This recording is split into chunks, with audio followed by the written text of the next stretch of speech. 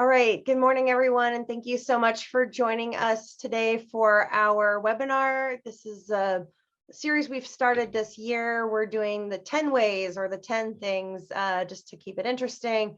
So today's seminar is 10 ways the pandemic has changed our employment practices, and what we're going to do is talk about what we've learned as well as some best practices and takeaways as we continue to move forward with particularly remote workforces. So my name is Shauna Correia. I'm a shareholder in the San Francisco office of Weintraub, and I'm in the labor and employment group.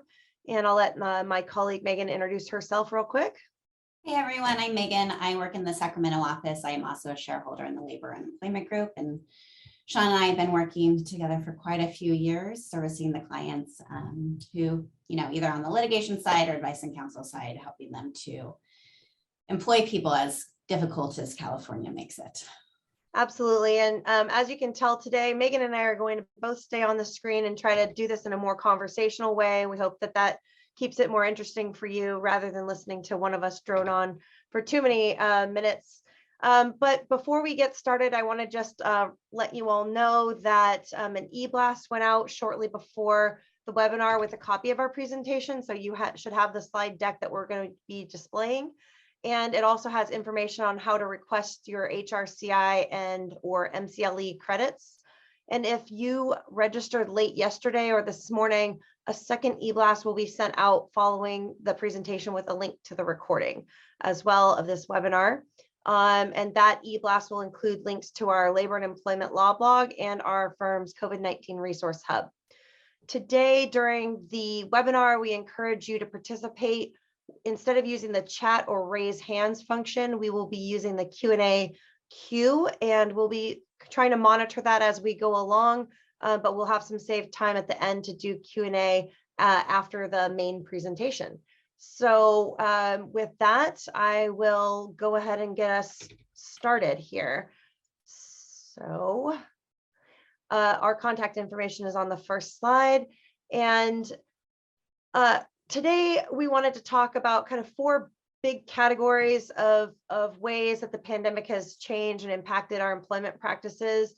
I think one of the first things that I've noticed is, setting up and managing remote workers, where previously it was done on a kind of a one-off basis, now has become a whole new remote workforce, right? That people are having to manage and try to figure out how to staff. So we'll talk through kind of the key things that we've noticed and things that we've learned and some best practices for you on that. Meagan's going to take on the always large and impossible to squeeze into 1 hour or 2 hours subjects of wage and hour, and then worker safety compliance. Obviously, we've just all been inundated with every possible level of government instituting new ordinances, changing them. Sometimes they harmonize, sometimes they don't harmonize. I never thought I would be an OSHA expert. And so, learning all these regulations as they evolve and change. So we've all had to become experts in that. And we'll talk about kind of the key things that we're seeing and the trends we're noticing on some of those issues evolving out of this pandemic. I will talk to you a little bit about as we move forward through, post-pandemic and into possibly returning to the normal world, how do we manage employee work from home requests after we've all been remote for a couple of years, where many office settings, at least previously, were able to say, look, you just need to be here. That's part of the job. And that was accepted, and things have changed a little bit in that regard. And, there's an added layer for those of you. I see a couple of my clients on who I know have mandatory vaccine policies. And so we'll cover how reasonable accommodations, vaccine policies, and work from home kind of all play together. And then just how to manage expectations and, returning to work as we go back to work, whether it's everybody transitioning back, people going back in a hybrid, different teams coming back to the offices before others. And Meagan will talk to you about, again, some of the trends we're seeing and things that we've learned and we'd like to pass along for all of you for best practices. So Meagan, anything to add before I dive right in here? I mean, not really. 2 years ago, I mean, it's just about 2 years ago now, we're in March of 2022 now. And, a lot of us had occasionally seen work from home happen. It was something that we had some employees doing, and maybe you had some people who were dedicated remote at work from work people, or they would occasionally do work from home. But, you suddenly had to get everyone working from home who could work from home in a really quick basis. And we kind of thought, okay, well, we'll see you in 2 weeks. And then it was a month, and then it was 2 months. And here we are 2 years later. And the problem is a lot of people don't want to come back to work, and how employers manage their need to have people do the work, whether that be in the office or not. And, I think we've especially seen over the last year that employees are really, through the Great Resignation, taking advantage and deciding, well, this is what I want. And it's less, employer dictated. And, in some ways, employees are trying to take initiative and get what they want. And so it's, how employers navigate what they need versus what employees want going forward. It's going to be, I think, really interesting. And it's going to be interesting. And hopefully, a lot of time at the beginning, people were quickly moving into remote work. And I think some things were maybe missed, trying just to get everyone working, because that's what people are worried about. How do we keep people working for a long time? And exactly. I think we're both seeing a lot of those maybe things that were missed now come to light through either PAGA lawsuits, wage and hour, class actions, and employers trying to do the right thing, but maybe not thinking through everything. And so, I think the point of this seminar is to help employers figure out, okay, so some of our employees want to work from home some, whether that's a day a week, 2 days a week, or fully remote. And how do we ensure that can be done in a legally compliant way? Is what I hope we get out of today. Absolutely. And we're all about trying to help everyone on this call manage their risk and reduce their risks and, keep their businesses operational in a functional way. As lawyers, we try to stay out of the way of the business, as much as we can, but we want to make sure that you're not exposing yourselves to unnecessary risk with this remote workforce. And so as we'll just go ahead and get right into it, as Meagan was saying, a lot of the work from home arrangements we saw pre-pandemic were ad hoc, informal. Maybe it was temporary for someone who had just had a baby or who needed an accommodation for a short period of time. But it was widely accepted when our clients would tell people, well, this is a position that requires you to be in the office. Essentially, without the technology that has ramped up so quickly in the last 2 years, by and large, that was true.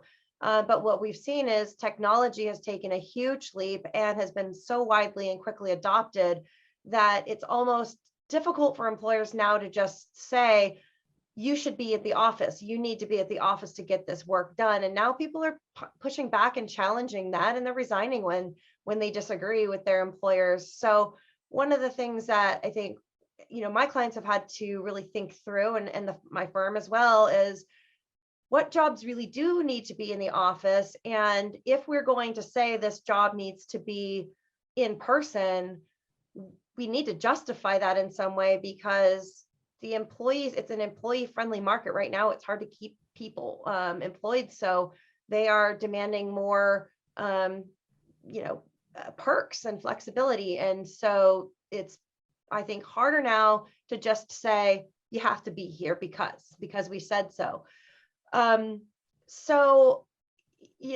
There's a lot of employees. We're seeing a lot of demand to stay remote and resisting return to work over the last year, as different cities and counties and states have, opened up in phases really, and shifted away from only having an essential workforce be in the office.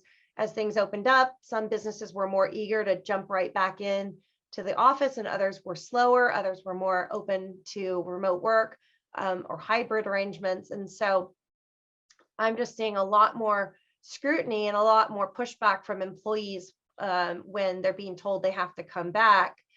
And I think that because we, by and large, have successfully managed to keep our businesses running, thank goodness, for the last 2 years, those of us who survived the pandemic and aren't, in retail or restaurants where it's pretty obvious that you can't really be a waitress remotely, but for the number of corporate employees or management teams or HR and accounting functions, even secretaries and administrative assistants, denying a remote work arrangement might be more difficult. And I think employers will be more heavily scrutinized if we're selectively saying, oh, well, you can have a remote work, but you need to come back to work. And I have a lawsuit, sort of being threatened right now involving a woman who was part of a kind of a core team of administrative staff who was deemed essential early in the pandemic, who needed to come back and stay in the office because they were doing physical things like, mailing things out and organizing files, handling incoming mail and that sort of thing. But has claimed, it was discriminatory because the company's other sort of pseudo administrative staff were allowed to work from home. And even though the company said, look, there's technology that allows the other staff to access the electronic files, somebody needs to be there to scan the physical paper into the system so that these other people can access the electronic files.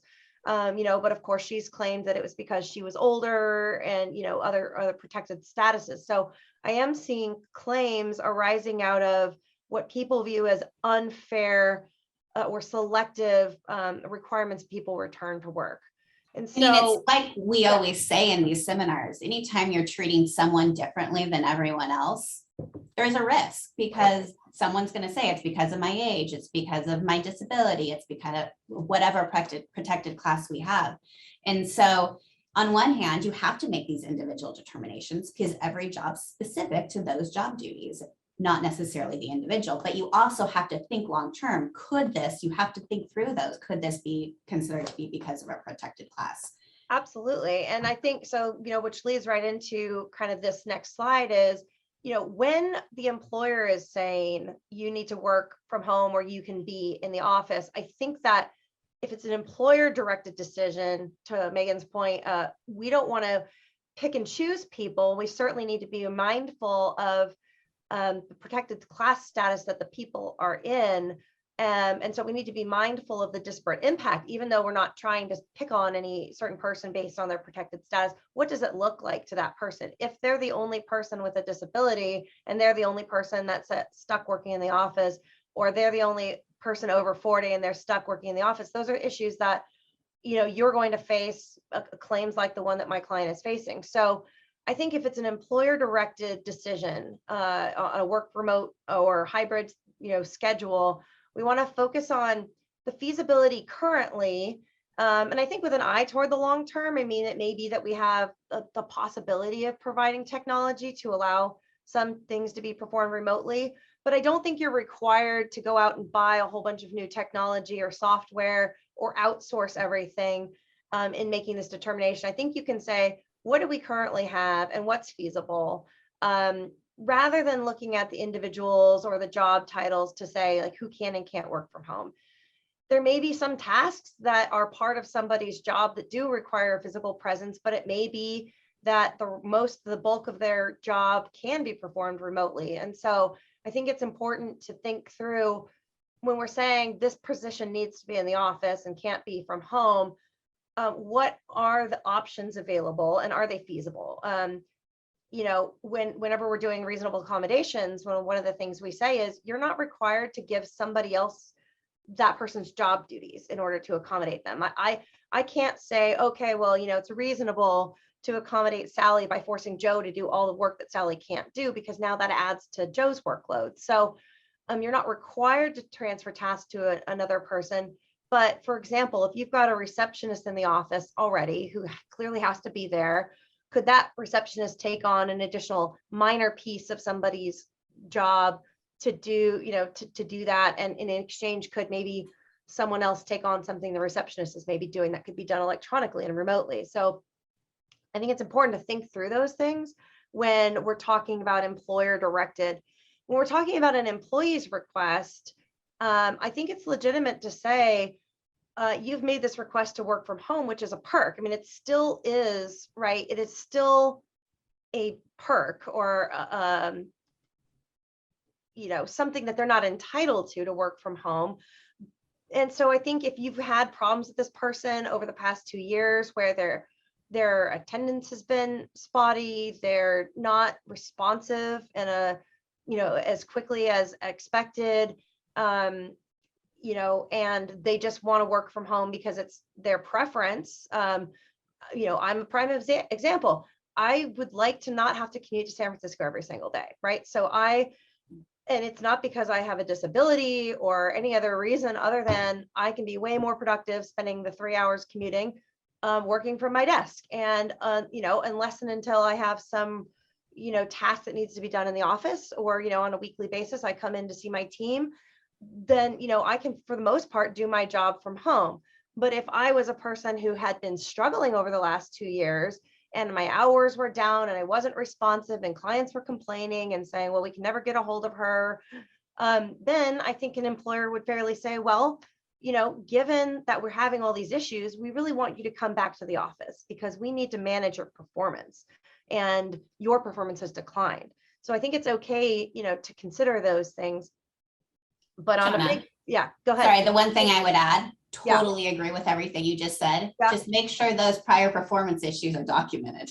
So you're not just suddenly 2 years later saying, oh, you've had all these issues, but there's been no discussions, no documentations, anything like that. Yeah. And that's been a huge issue. And we'll get into that a little bit later too, about, dealing with how do you track performance, and do you just sort of let it all slide for the last 2 years? And hopefully, the people on this call, you have not been letting people's performance slide, and then suddenly have them come back and have, a PIP, right, when they come back. So the one caveat I want to make is, when we're talking about reasonable accommodations, that's kind of, a different animal. And I'm just generally talking about the kinds of requests that I've just expressed of, just a personal preference to continue working remotely.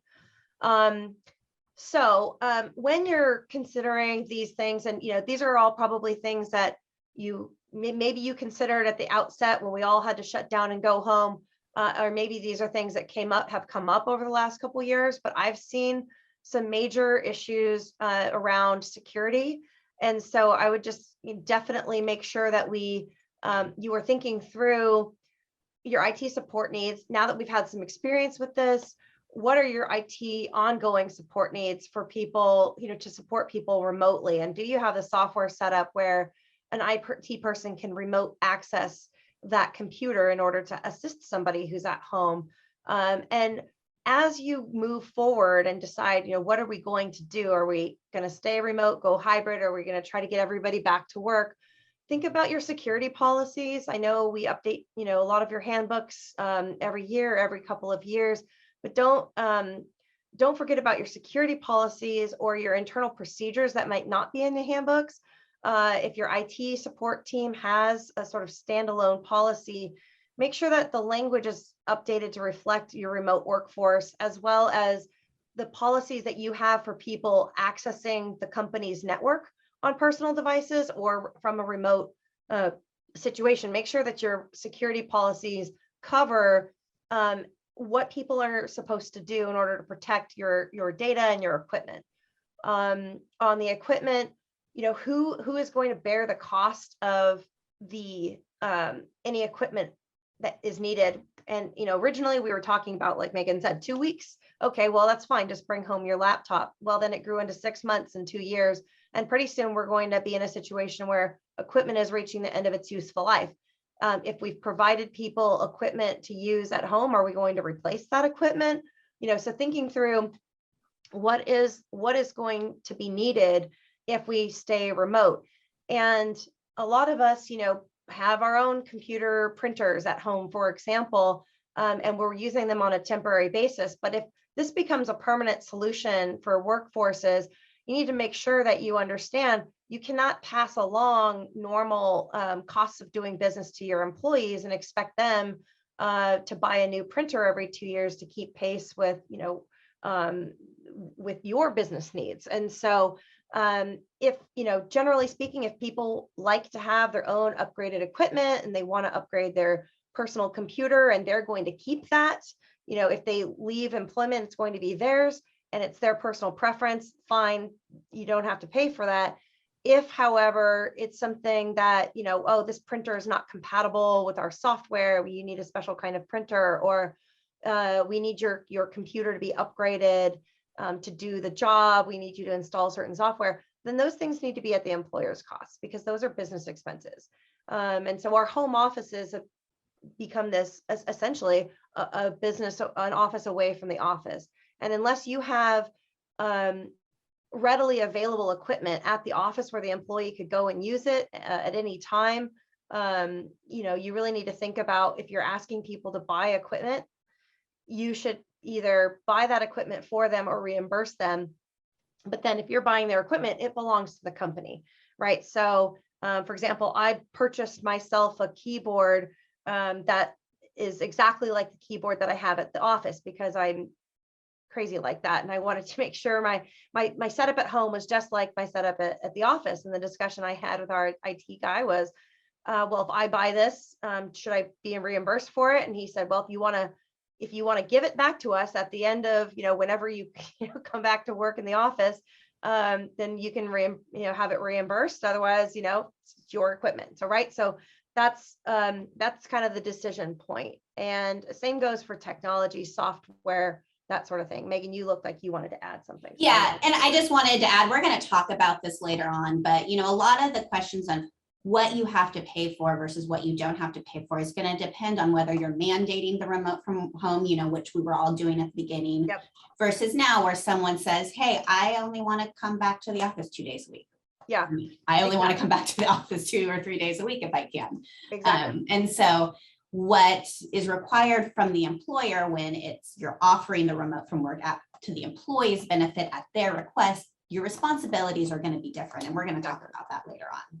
Yeah. And so again, what I'm kind of trying to talk through here are just, things to think about. And so, which is, like, whose cost is it? Well, who's asking for it? If we're saying you are going to do this and that's part of your job, it's your expense for the most part. I mean, that's sort of the simple way to look at it. Let's see, technology. The other thing too is, of course, again, if the employer is saying this is going to be a work from home, this position is going fully remote, or it's going to be a hybrid position and the employer is dictating that, then a proportionate cost of the home internet or phone expenses that are needed for that person to continue to do their job from home is reimbursable. So again, if this is that, the employer is deciding and decreeing we're going to stay in a remote or hybrid situation, then we're the employer still having to bear a reasonable proportion of those expenses.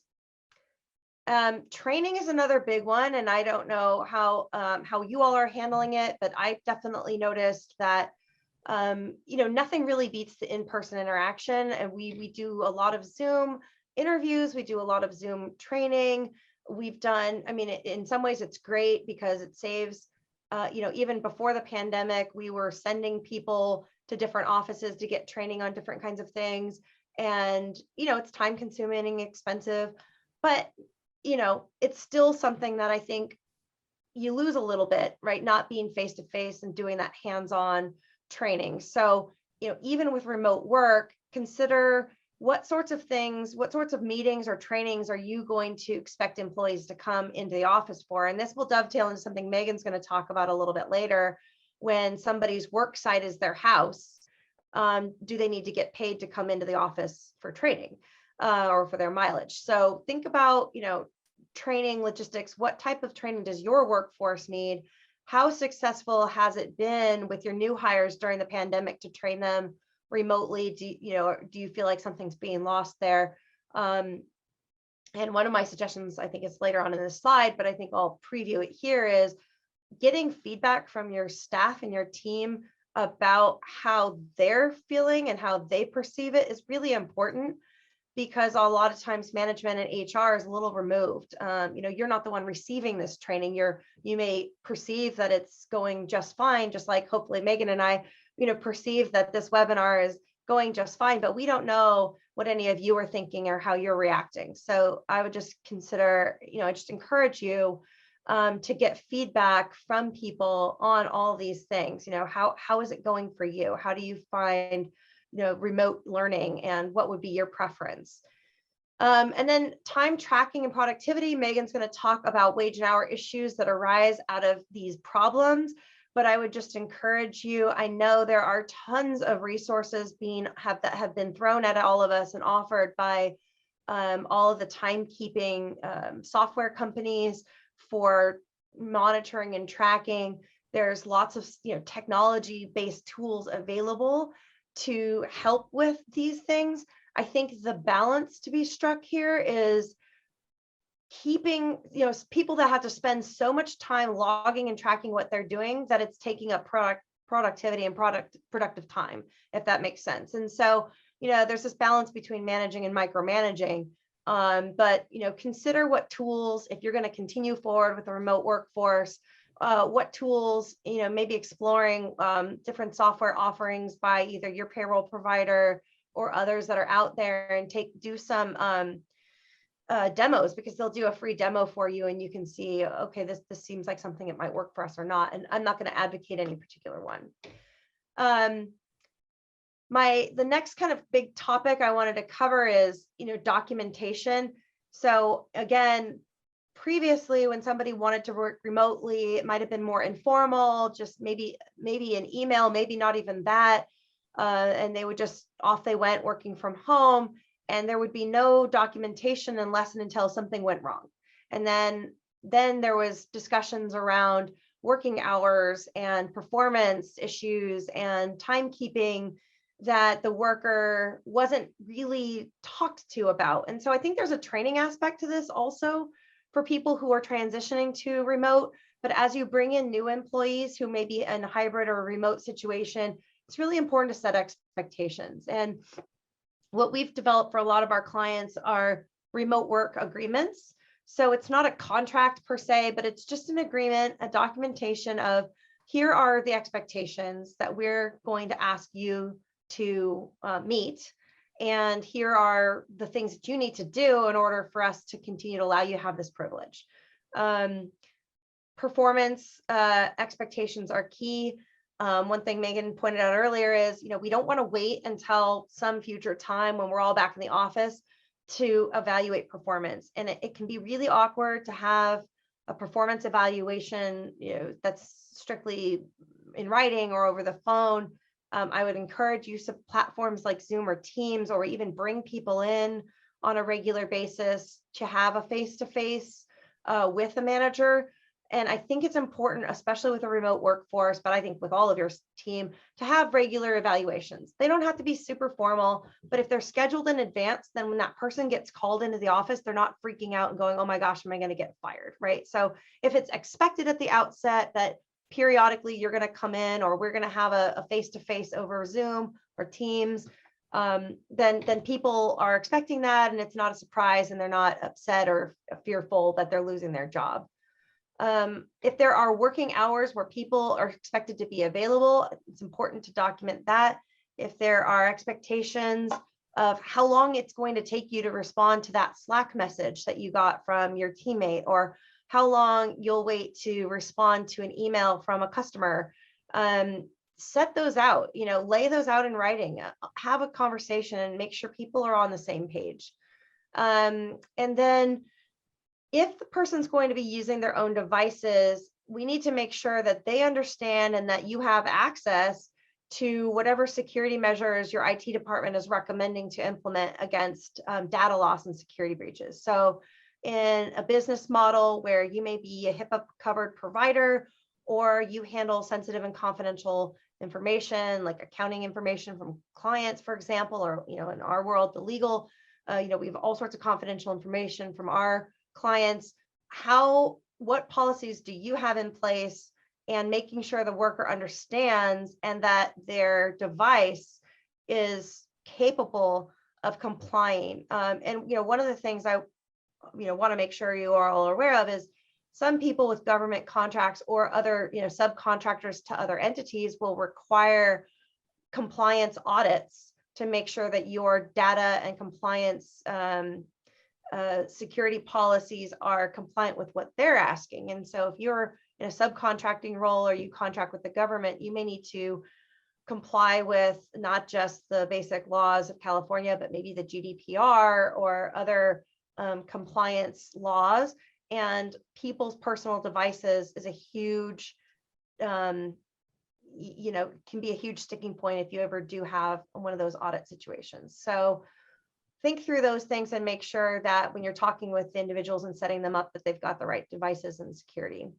And then I always think that unless you're sure that this is going to be sort of an open-ended thing, either provide an anticipated end date, for roles where, look, as soon as this pandemic is over, we want you back in the office. I think communicate that.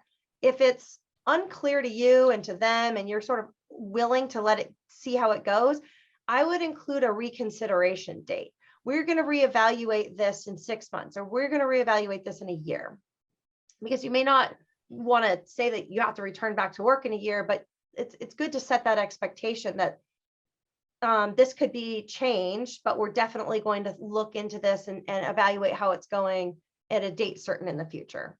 Obviously, we want to make sure we have language in there that says this doesn't affect our at-will relationship. And clarify the location the work remote arrangement is being approved for.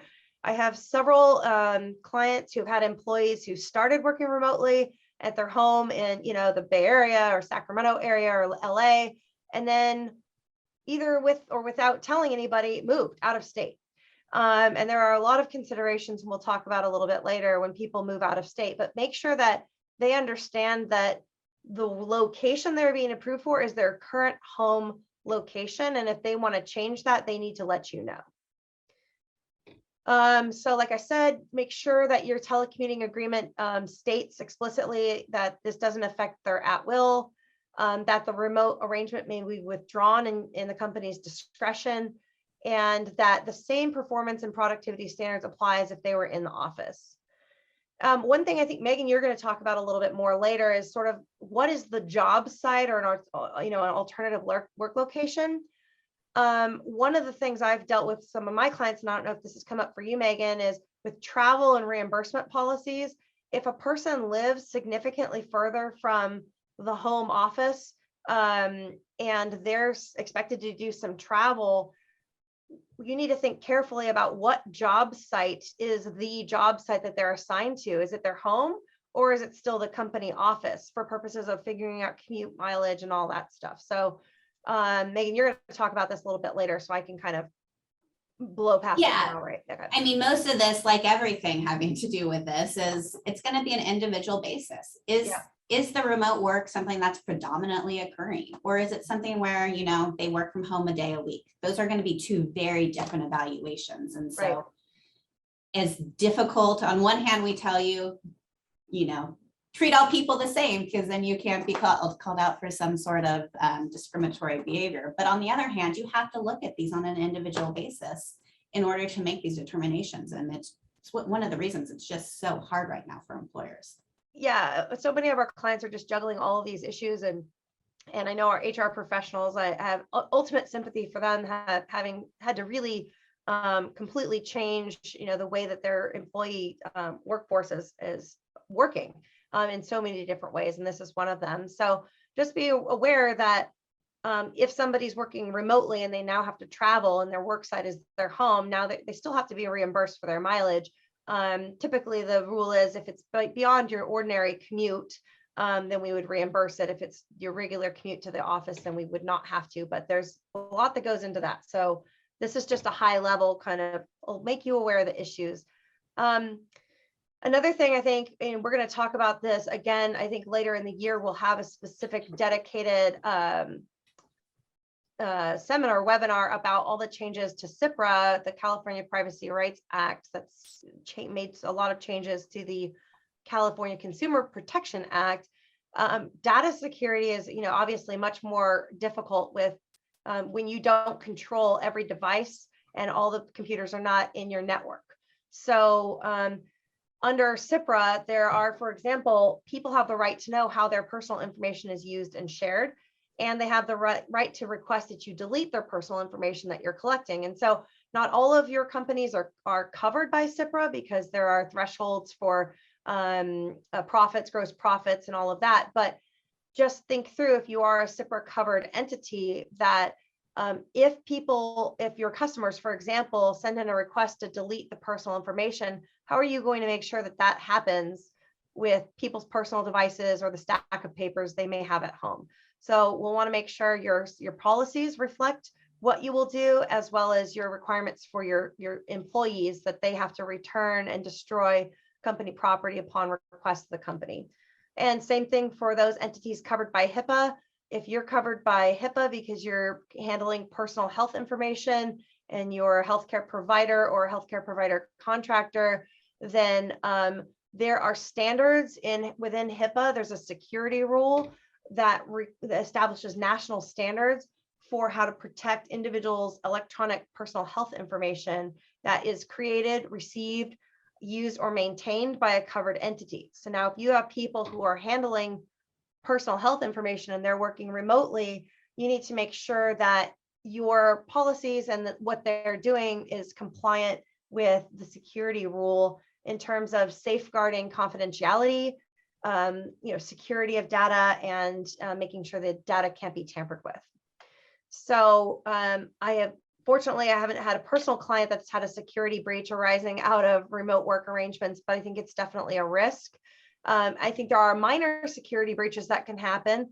A family member, if I were to leave client documents laying around in my office, what if a family member accidentally saw sensitive and confidential client information or trade secrets and then went and talked about it? I mean, so it's really important that remote workers take precautions and understand that it's their expectation to take precautions to manage data that they have at home carefully and securely, whether that's in a locked file cabinet or locking their computer.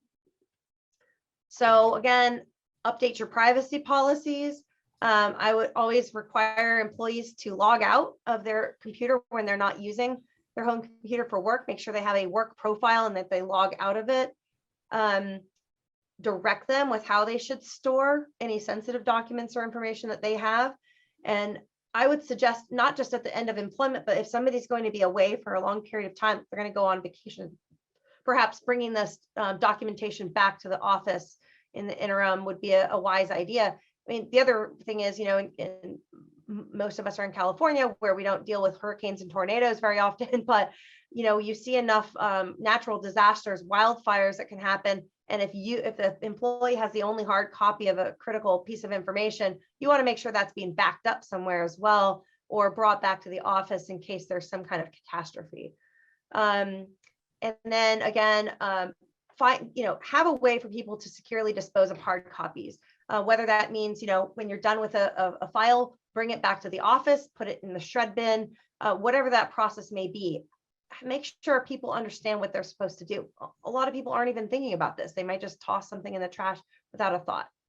And make sure these policies, they are written somewhere, because that's going to protect you if, there is an issue down the road where, you can show you've instructed your employees to do. Yeah. And you've taken reasonable precautions. We can't control everybody, but we've taken those precautions. And it's going back to what you were talking about, Shauna, with how, it's our recommendation where possible to have these remote work arrangements documented.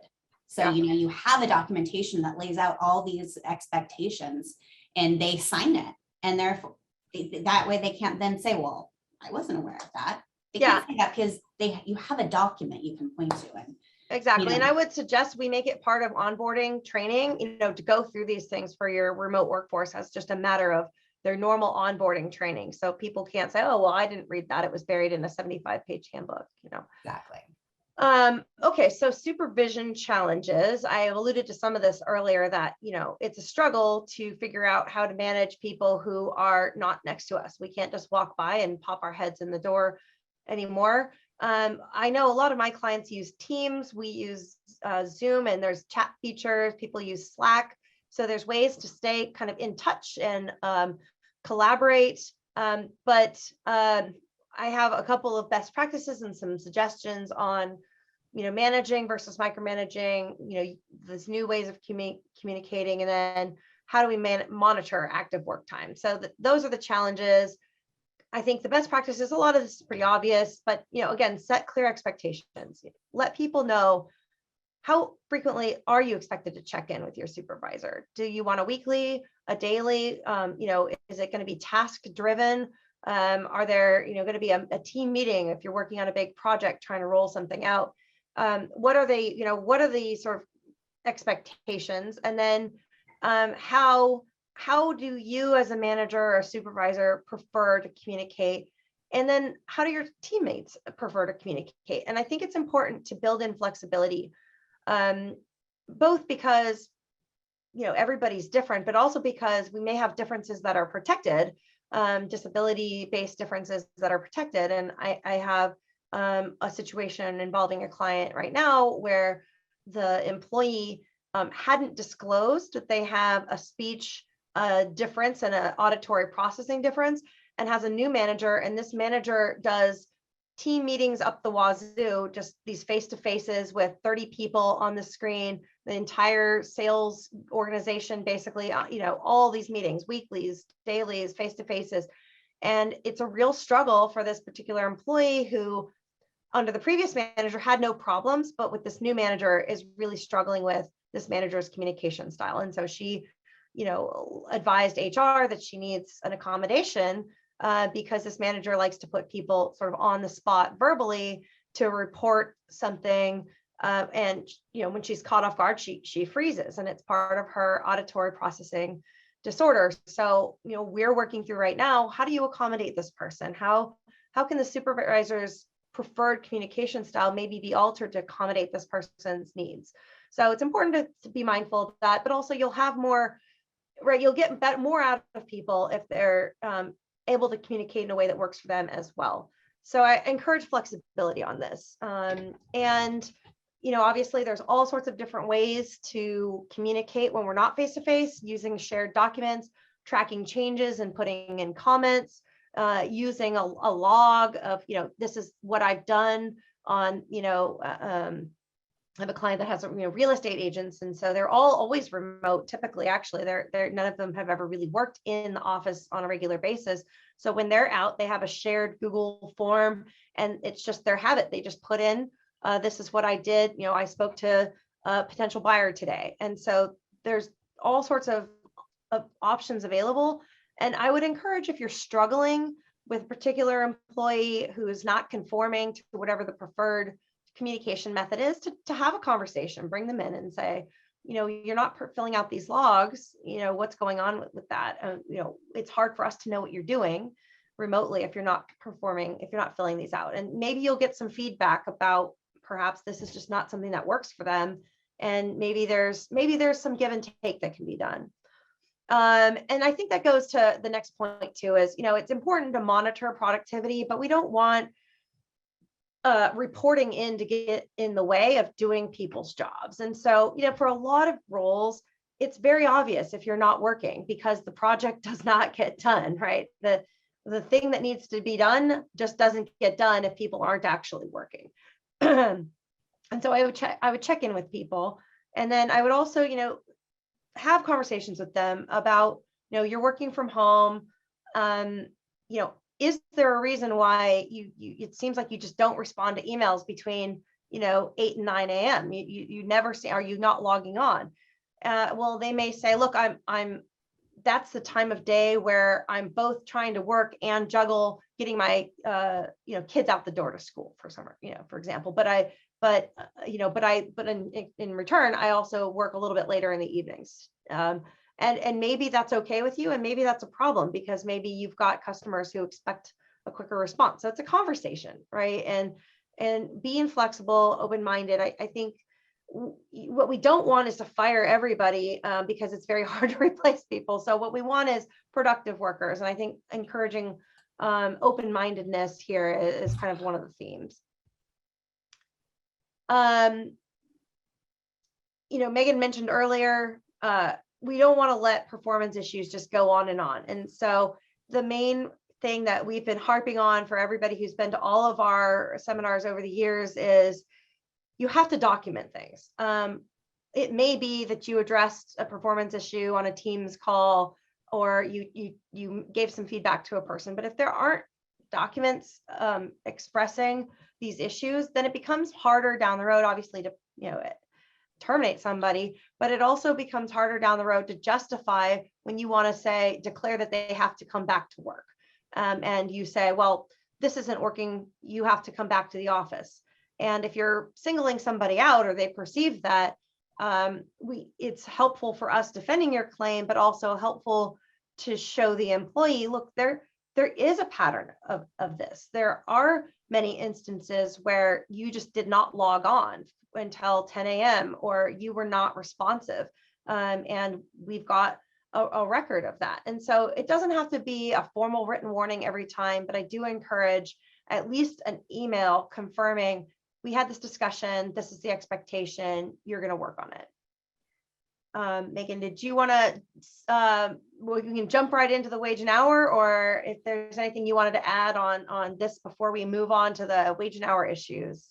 I think just reiterating how important I think that having these discussions as you begin what's next in the remote work, relationship, it's so important to lay out your expectations either via, I think even preferably via face-to-face discussion, whether that's over Zoom for some reason or in person, and then have those expectations documented. Right. Yeah. Because it's always a confirming.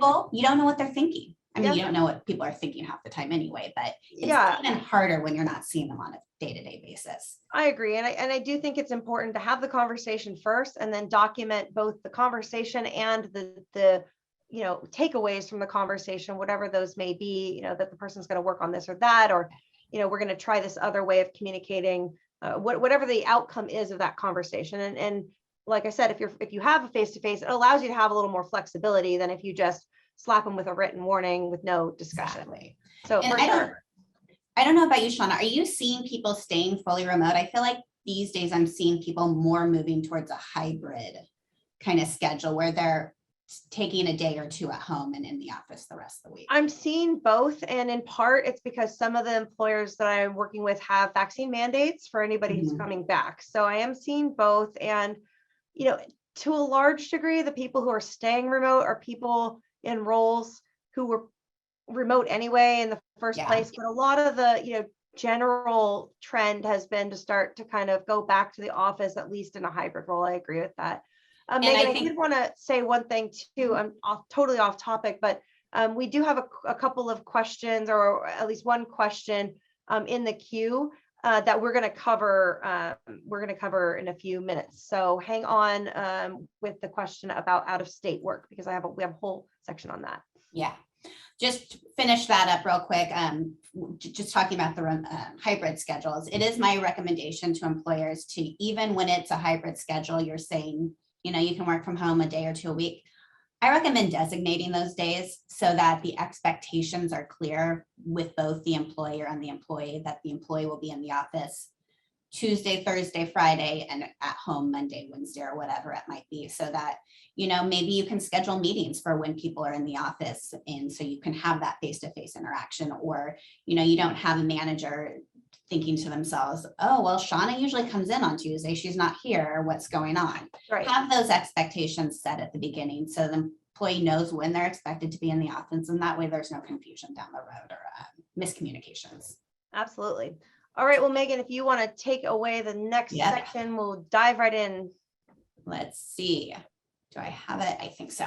So we're going to talk a little bit about the ways the pandemic has impacted wage and hour compliance, which, wage and hour compliance has always been there. It's just, when you don't see the employee on a day-to-day basis, it's a little harder to tell, oh, Shauna's not at her desk right now. It's 8:30. Her day starts at 8:30. Where is she? You don't know that if someone's sitting at their desk at home, unless you are calling them or sending an email saying, hey, Shauna, are you here? Which is not something we recommend. And so, when you're talking about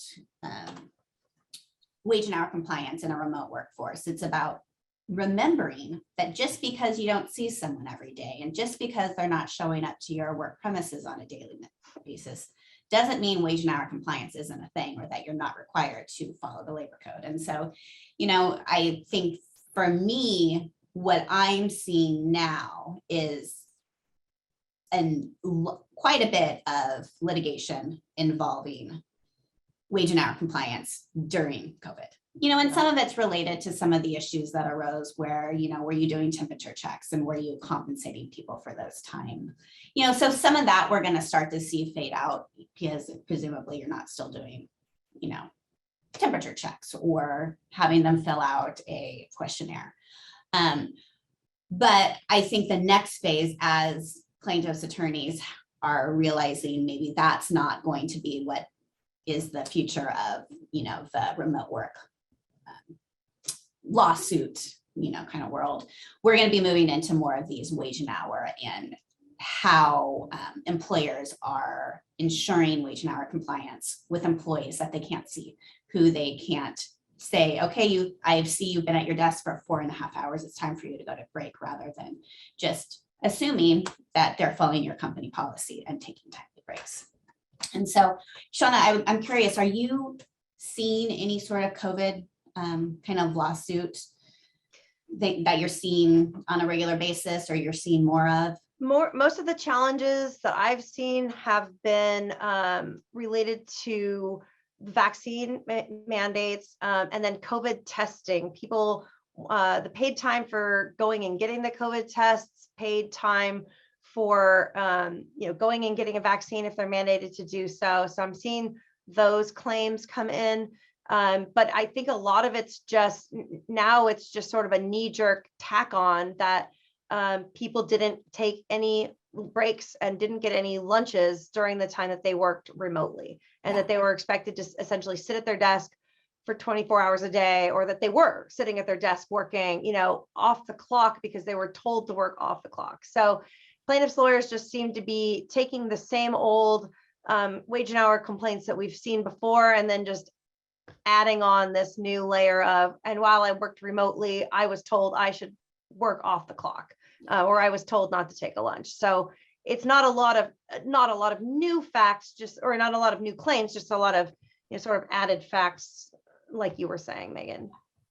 So, I think you probably all know this, but in California, hours worked is the time during which an employee is subject to the control of the employer, whether or not the employee was required to work. So you're controlling their time. You're whether that's, you saying you need to be at your desk answering calls and emails, or whether it's you scheduling a meeting that you want them to attend. At the beginning of COVID, and I think they've kind of, maybe aren't as active now, or you don't see them quite as much, is employers were having happy hours, or encouraging employees to get together for an hour on Zoom just to talk. They were having presentations. They were bringing in third parties to do presentations.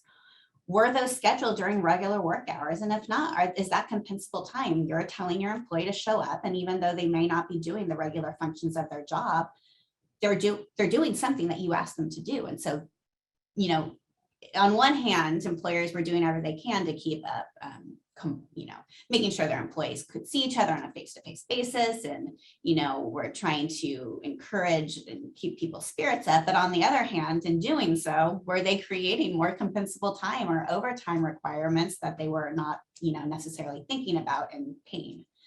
So that's where the first question an employer needs to look at: was this time that I controlled the employer?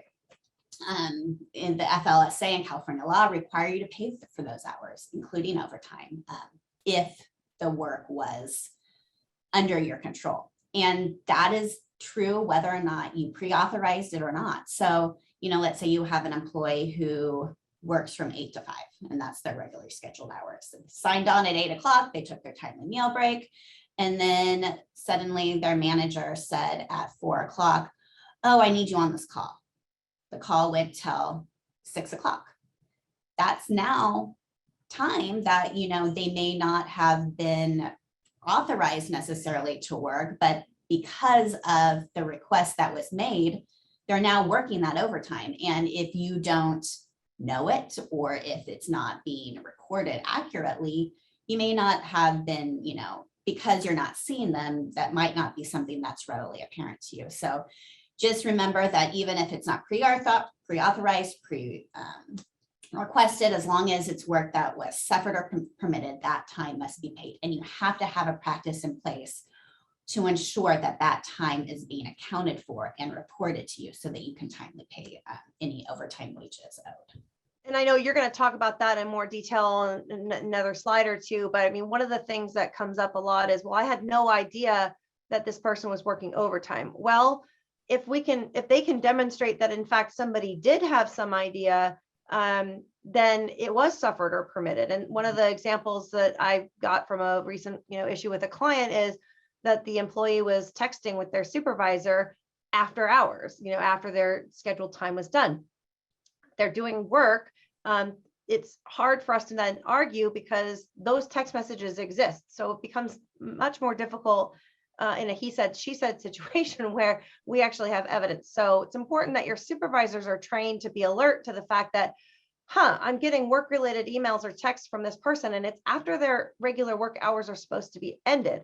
Or conversely, if the supervisor sends work emails after the person's scheduled hours are over, in days when we're in the office, and like, for example, I'll send an email to my secretary at 10 o'clock at night, but she's, I don't expect her to answer it until she logs onto her computer in the morning. But when everybody's working from home or they have their own cell phone devices and they're just, oh yeah, I'll just respond to you really quickly. That creates a situation where that person may be working overtime that was actually impliedly authorized by the supervisor who sent the email. So if you're that kind of person where you work weird hours and you're supervising, or you have, I'm talking to an HR professional and you have a supervisor that works in your company and they're doing that sort of thing, it's important to make sure that they understand if you are going to send an email or a text message after hours, to get it off your plate, to get it out of your mind so you don't forget tomorrow, make sure you say, this is for tomorrow, don't read this till tomorrow or something like that. But even then, the risk is they're going to read it. They're going to claim. And this goes to what Megan's going to talk about next, the de minimis time. So I'll let you take back over. Yeah, no, and I was just going to add to that, I've had those discussions with my assistant, Shauna, you and I, we're both, this is especially an issue when you have exempt employees working for non-exempt employees. Shauna and I frequently work nights.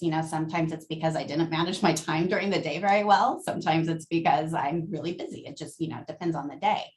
But I've had conversations with my assistant that says, I will tell you when I need you to read an email. I'm going to send you an email at 10 o'clock because it makes my life easier the next day. And I don't have to, fear that I'm going to forget to tell you something.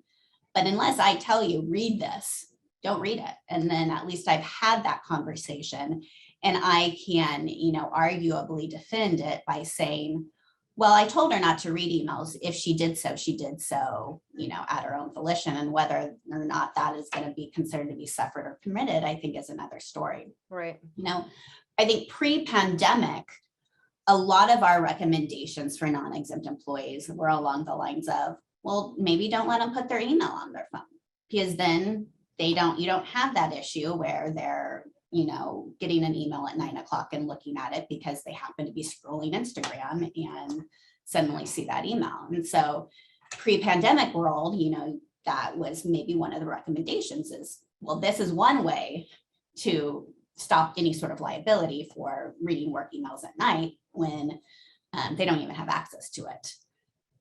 Post-pandemic, that's not really a thing anymore because people who are working from home were probably putting their email on their phone or on whatever device they have. And so it's moving forward and having policies in place and having those clear expectations where an employee, at 5 o'clock or 6 o'clock or whatever time they're clocking out knows that, okay, my work for the day is done. I will pick it back up tomorrow. And making, as you said, Shauna, sure that supervisors are also trained in that. And, if you have a supervisor who is sending emails at night and notices, I keep getting responses from Cindy when I send an email at 8 o'clock at night, having a conversation with Cindy that says, hey, Cindy, if I send you an email at 8 o'clock at night, I don't want you to look at it. I don't want you to respond.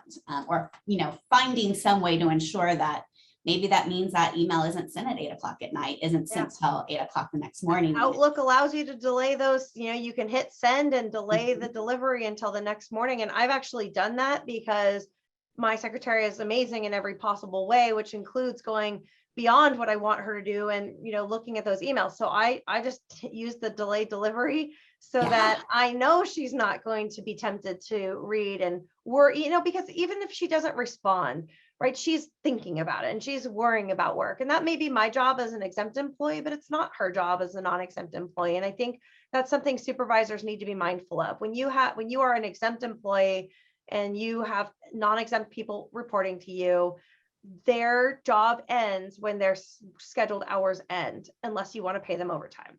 Yeah.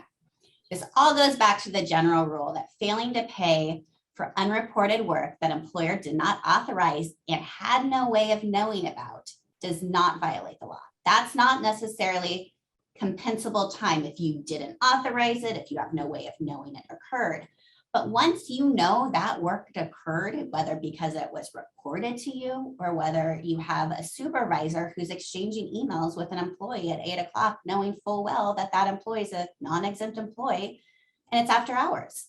At that moment, once you know that work is performed, it is now compensable time that has to be paid for, whether it's via overtime, whatever it might be. And so that's a really key issue that, I think we're going to be seeing in the kind of wage and hour class action PAGA world that we all hope to. I agree. And I think that supervisors, a best practice would be to train your supervisors to say, please go ahead and log in this 15 minutes that we had this dialogue, put this on your timesheet. And I think that is the best way to protect yourself, is just to show a pattern of, okay, on those occasions that it does happen where it is an emergency and we are talking or texting at night, when the supervisor then directs the person to put it on their time card, then the person doesn't feel guilty doing so. They don't feel like they might get busted for doing so, because there's often a fear, right, where it's drilled into their head, don't work unauthorized overtime. There may be a fear of asking the supervisor, is it okay if I clock this time? So if the supervisor tells them to do it, then that will be a really good way to protect against claims that it was discouraged. Right. Exactly. We've got a written communication from the supervisor saying, hey, by the way, please log in this last 15 minutes that we've been chatting about this issue. And now it's time for you to go, log off, we're done. Yeah. And I do that. And I think that's a best practice that others can do with their exempt supervisors working with non-exempt staff. Yeah. And, we haven't really talked about this, but in determining how you're going to move forward, are you going to have some sort of either full-time remote workforce or some sort of hybrid workforce where, at my office currently, most employees are on a hybrid schedule where they have certain days they work from home. If you are going to go forward with that sort of, kind of arrangement for your workforce, maybe now's the time to schedule a supervisor meeting to talk about these expectations. And even though people have been working remote for the last 2 years, it's different now, because now employers are expected to have it together and expected to be thinking through all these wage and hour, ideas. I've thought that, there would be a little bit more wiggle room at the beginning when people were just doing everything they can to keep their workers working. I think that is probably not as much the case anymore, and that employers are expected to be complying with wage and hour laws. And so making sure you're having those discussions and trainings with your supervisors so that they know what's expected of them, they're given best practices, and that you're continuously working with them to ensure that they're complying with wage and hour law is really important. So, this is just comparing it with exempt employees, and it's just easier. Exempt employees are just in many ways easier. They don't need to record their time. They don't need to record their meal and rest breaks. Of course, expense reimbursements are still a thing, and we'll talk about that in a minute. It's just easier, and when it comes to wage and hour compliance. But this doesn't mean, right, Megan, that they can let's just reclassify everybody as exempt, because that will create a whole new set of problems. That's not what we're encouraging here. But we just want to make sure everybody is aware, kind of the distinctions and what our advice and guidance really is geared toward is the non-exempt workforce. Yeah. And we've talked a lot about the tracking of remote workers' time and the kind of the compensable time, but it's also just as true for meal and rest breaks. And remember, regardless of where the employee is, there are strict timelines and when they need to take their rest breaks and when they need to take their meal breaks. And so having those discussions, making sure that they are tracking them, that they are taking them is critical. And, you know, a lot of it's going to be depend on, sorry, it's not, okay, is going to make sure that, you know, are you scheduling meetings during a normal meal period time? So maybe it's a good idea to have a company policy where you don't have large meetings that can be avoided between 11 and 1. That way there's not a risk where maybe, you know, someone usually takes their lunch break at 10:30 for whatever reason, they work early hours in this random example. But that they got to work a little late that day, or they started their work for whatever reason a little late. So their normal lunch break was, you know, at 11 and you had a meeting from 11 to 12. So suddenly they didn't take a timely meal break. Making sure you're thinking through those issues, and when your managers or whoever's scheduling meetings is thinking about that and thinking about, okay, well, I'm going to set this lunchtime meeting. Well, that's fine for an exempt employee, but it's not going to be as fine for a non-exempt employee who's suddenly missing their meal break because you scheduled a lunchtime meeting. So it's just thinking about those things and making sure you're auditing time records. So however it is you've chosen to have your exempt employees track their time, whether they're doing paper spreadsheets that they're, you know, sending into the office, or, you know, maybe they have worksheets they keep at the office, and then when they work from home, they're just filling it in the next day. That's not a best practice. They should be doing it contemporaneously. So what, you know, I don't have just, you know, the names of each and every one of them, but there are so many different timekeeping companies and websites you can use that will allow people to press the button when they log in, press a button when they log out, track their meal breaks, and that will then send that report to you. And so you can then audit it to make sure that, you know, people are complying with their. Yeah, and I mean, we have a client, and I don't know if one of the HR folks is on today from this particular client, but they have a guy who started recently, back in November, and just cannot seem to manage to track his time. And every single week he's had an exception report. You know, they use ADP, and so they have this missed time form where, you know, it's meant for the random occurrence like Meagan was talking about, where you missed an occasional lunch period, but he's never turning in his time cards electronically using the app that they have available. And so he's just, you know, it's just been this struggle. And so, you know, they've been asking me sort of, how do we manage this? Because, you know, the supervisor's filling in his time. Now we're worried he's going to later say that he didn't fill in his own time cards, so they're not accurate. And we have, you know, there's certification processes when you use the app where the person has to say, you know, yes, I agree, this is correct. So now we're having to track this guy down, do these missed time forms. I mean, at a certain point, unless there's really a technological problem going on with this person, you would treat that like any other failure to comply with company policy and start writing him up. You know, once you ascertain, you do understand what your expectation is, and you do know how to use this device, and there's not any impediment technologically speaking why you can't do it, then you're just not following our company policy.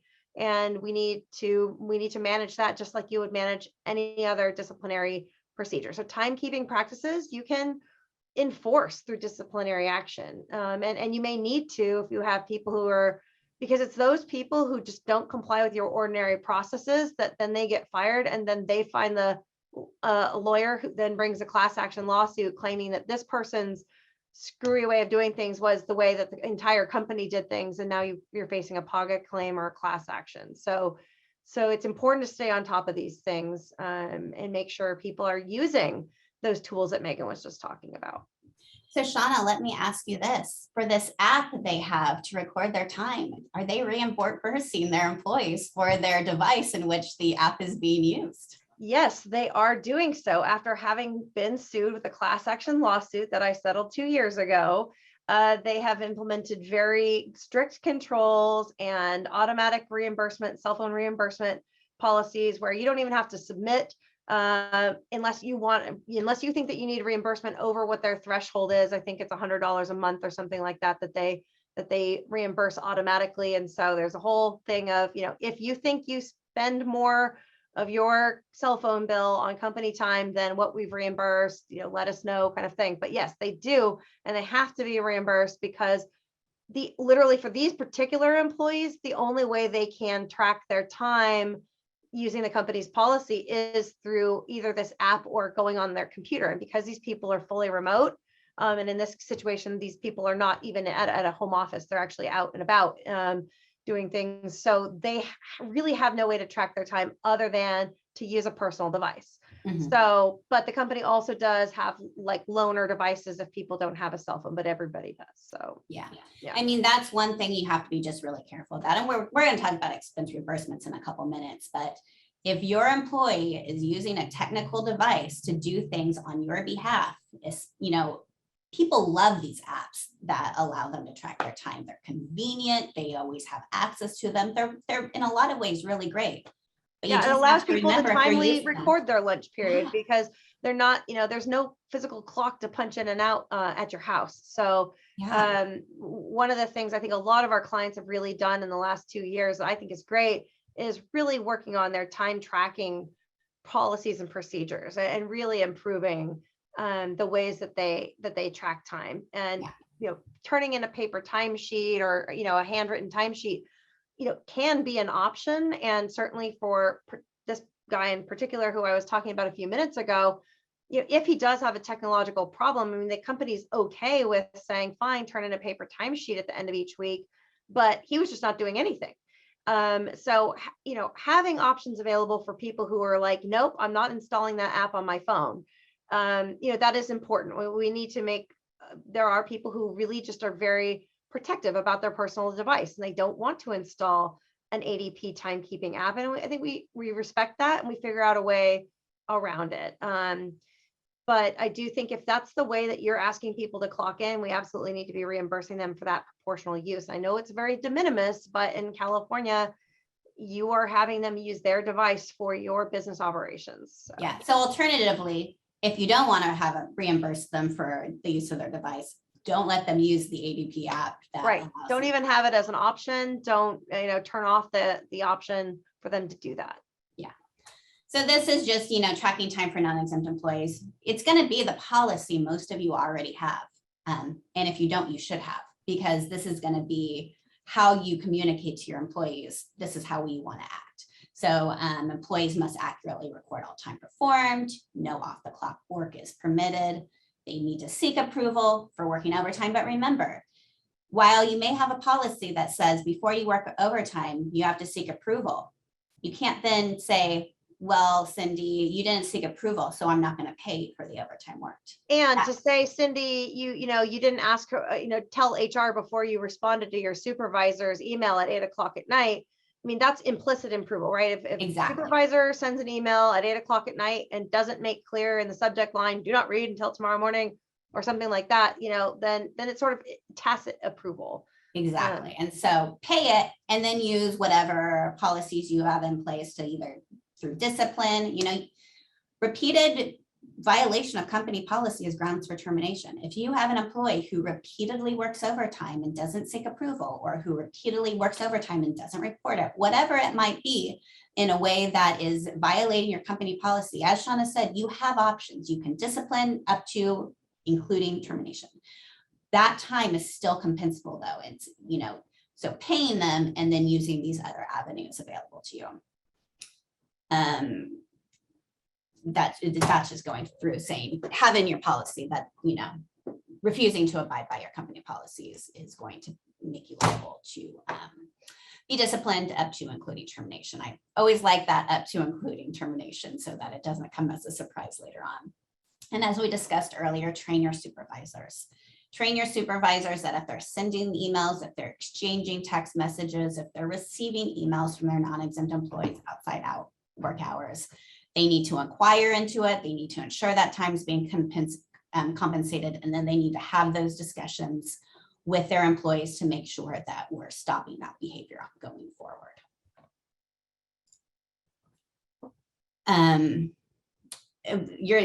just because someone's not in the office, doesn't mean you're not going to want them to look at their time cards and approve them, whether it's they're using an app and they get a report at the end of each pay period that they have to review, have an opportunity to correct any hours that they have to sign off, that they, and are generally ensuring are accurate.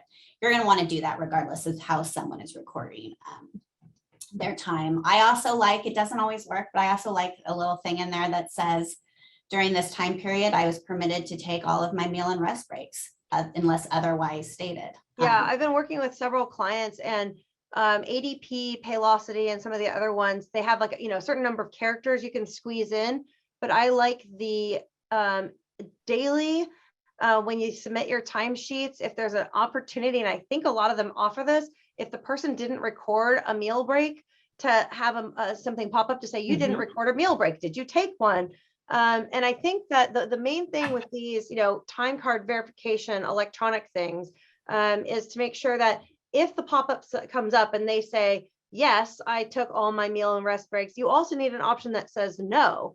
And if they say no, then it can pop up a second pop-up that says something like, please contact your supervisor and payroll to, ask for a missed time form, or allow them to go back in and correct before they submit their time card.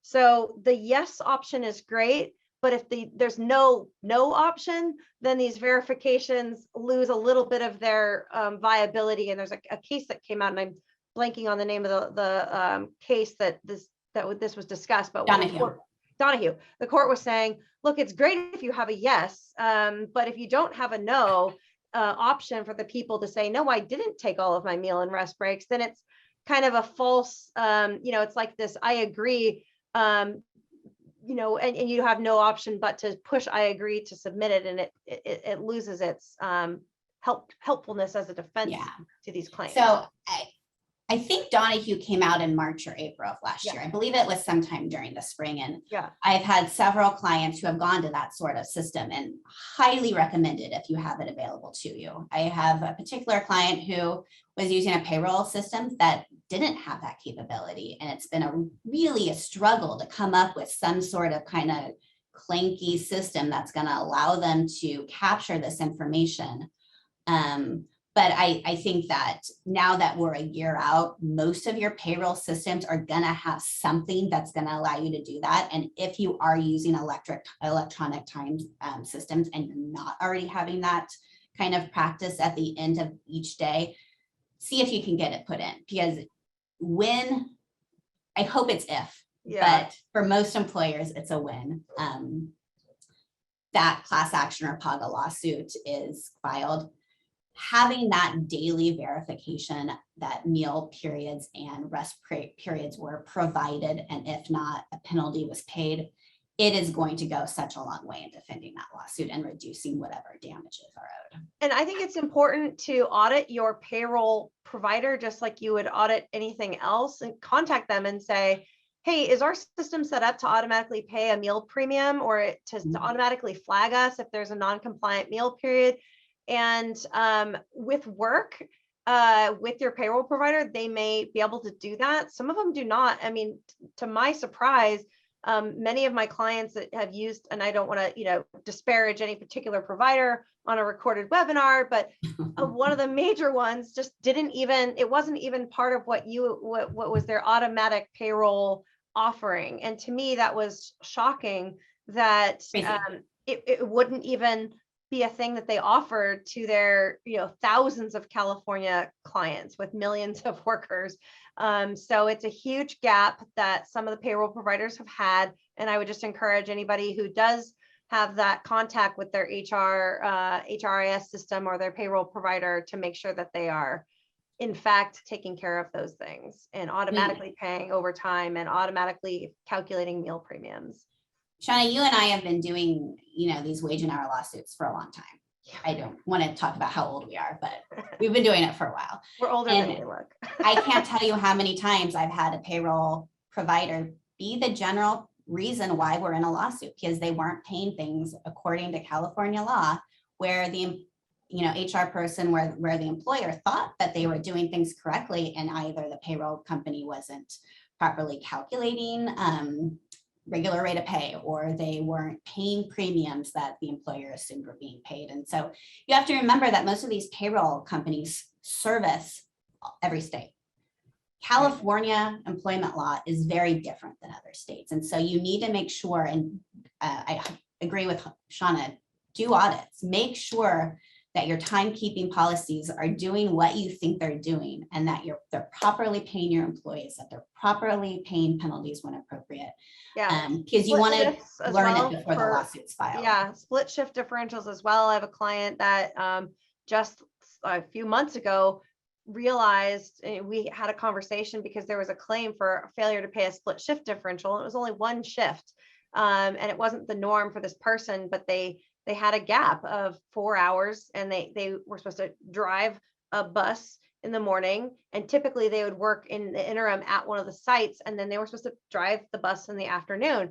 And this person had a gap of 4 hours, and because of their rate of pay and everything, they ended up being owed, it was like $7. It was a very small amount of money for the way it's calculated, but their timekeeping provider, which was one of the major ones, number one, had no idea how a split shift premium should be calculated, and number two, didn't have any way to even check for that in the system. Yeah. So I worked with the client to set up this process for them, and the back end essentially coding language, like the if-then statements for these people, which isn't something that I necessarily thought I was the right person to be doing, but I know what the law says and how these things are supposed to be calculated, and it required some back and forth to even get that set up. So I was shocked that they weren't doing it. And so, as our little public service announcement here, make sure if you are particularly a restaurant or somebody in transportation where there might be long wait periods between people actively working, or people, and everybody has, non-exempt employees with meals, make sure those things are being addressed by your payroll software. It might not be. Yeah. Also, so supervisor review, it's important to have your employee review their timesheets to make sure they're accurate. Your supervisor should also be reviewing them to make sure that everything looks right, that any penalties are being paid, that OT overtime was authorized. And that's more on kind of a back check, so if someone's not complying with your policies, you can kind of correct it going forward. It's not to change their time records. It's not to say, oh, hey, I see you missed your meal break here. Why don't we just not pay your penalty? And you just say that you chose not to take it, or it's not to take off overtime that was owed. It's more to correct behavior in a go forward basis. Yeah, and finding out what happened here. And because a lot of times people do choose to take a late meal period for their own personal reasons, and especially with a remote workforce. It may be that they say, well, I got caught up, I wanted to finish something before I went and took my lunch. Well, that was your choice, and we don't want you to do that. And so if you can get documentation that this person, I just decided it would be better for me to take my meal period a little bit later when my husband came home from work so I could eat lunch with my husband. Well, fine, but that's not, a premium's not owed in that case because that was your choice, but we want to document that. And so, if it's appropriate to discipline people, we can. If people are making some personal choices occasionally, as long as we're documenting that this is not the expectation, this is not the norm, you're not supposed to be doing that, and then pay them the meal premium if appropriate. Yeah, and I'll also say that one thing I've noticed when people work from home, it's not necessarily me, but people start their day earlier because they don't have to commute, or they don't have to get ready. They can put on some sweats and turn on their computer and go. And so suddenly they're starting work at 7 and they're not hungry when their meal break is suddenly due, and they want to eat lunch at 1 when they normally eat lunch. Well, suddenly that's not a compliant meal period. It's one thing if they're choosing not to do it, but it's having those discussions and at least noticing when someone's signing in early, are they still taking their time break or their meal period timely? And if they're not, is it because they couldn't, or because they just didn't want to eat lunch at 11 o'clock? Mm-hmm. Yep. And documentation is key on all of those things. So what happened in this situation? And if you're not auditing your time cards, or the supervisors aren't reviewing time cards every pay period, who remembers why they didn't take a timely lunch 6 weeks ago. I couldn't tell I you.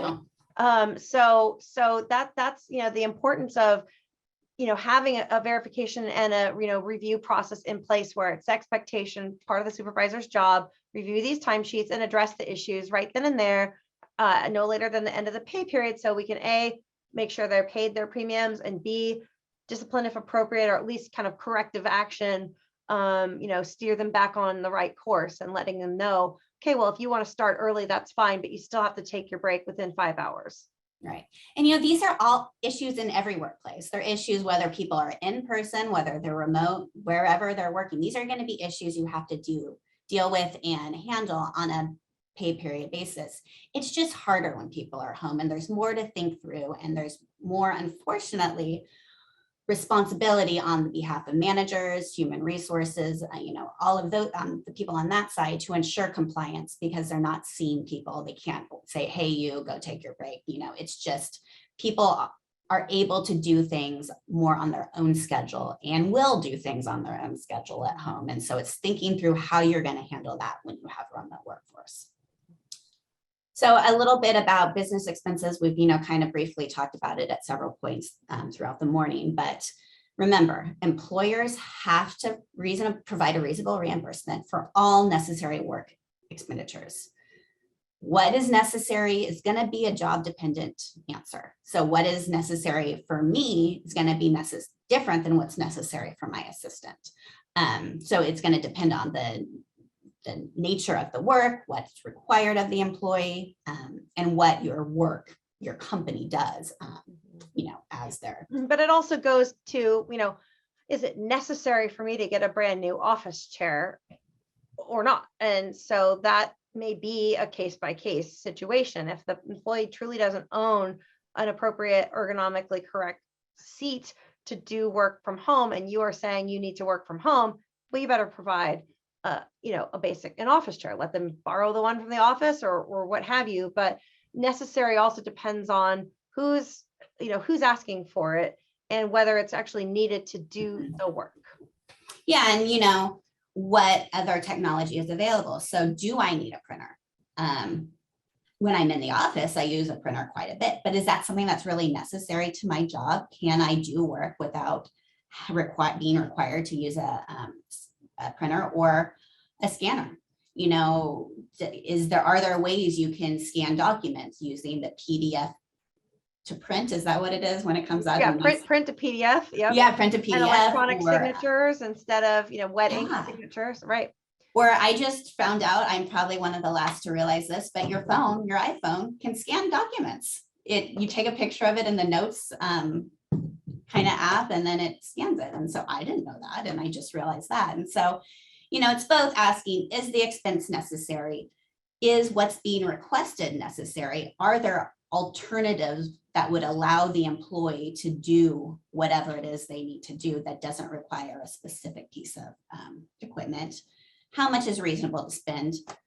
Someone doesn't need the top of the line RAM speed, $4,000 laptop when a $800 laptop is going to work sufficiently to be sure they can buy themselves that $4,000 laptop. You don't necessarily need to reimburse them for the entire $4,000. Yeah, and you can negotiate that with an employee to say, look, we need you to have the base model, this is what the company would provide. If you'd rather upgrade and get your own device, that's fine, but we're going to reimburse you up to this amount. And there's some questions pending in the queue, by the way, about cell phone reimbursements and the amounts of these things. We'll cover some of those questions at the end, but generally speaking, it's going to be what is reasonable to obtain the device or the type of thing that is needed for the employee to do the job they need to do. And if the employee wants to have all the bells and whistles, the latest iPhone, and the premier cell phone plan that costs $200 a month because it's unlimited everything, you do not have to pay the full amount, but you do have to pay a reasonable proportion. We can talk a little bit more about how do you figure that out, what's a reasonable proportion. So the questions to ask yourself, is the expense necessary? How much is reasonable to spend? And how should this expense be reimbursed? So let's talk about cell phone and internet. I know that was one of the questions. I have a way I like to do it as a best practice. It is not always something that's feasible. If you have a workforce of 500 people, it's not as feasible as if you have a workforce of 25. I like to have yearly discussions with employees. I like to know, hey, what do you use your cell phone for? I mean, unless it's an employee who you just know doesn't use their cell phone. I think we're seeing less and less of that. I think it's more and more common that someone's going to have their work email on their phone, that's going to use an app to clock in, who's going to get calls from their manager, who's going to get calls from clients. 10 years ago, 5 years ago, maybe, not everyone used their cell phones for work. I think that is less likely to occur now moving forward.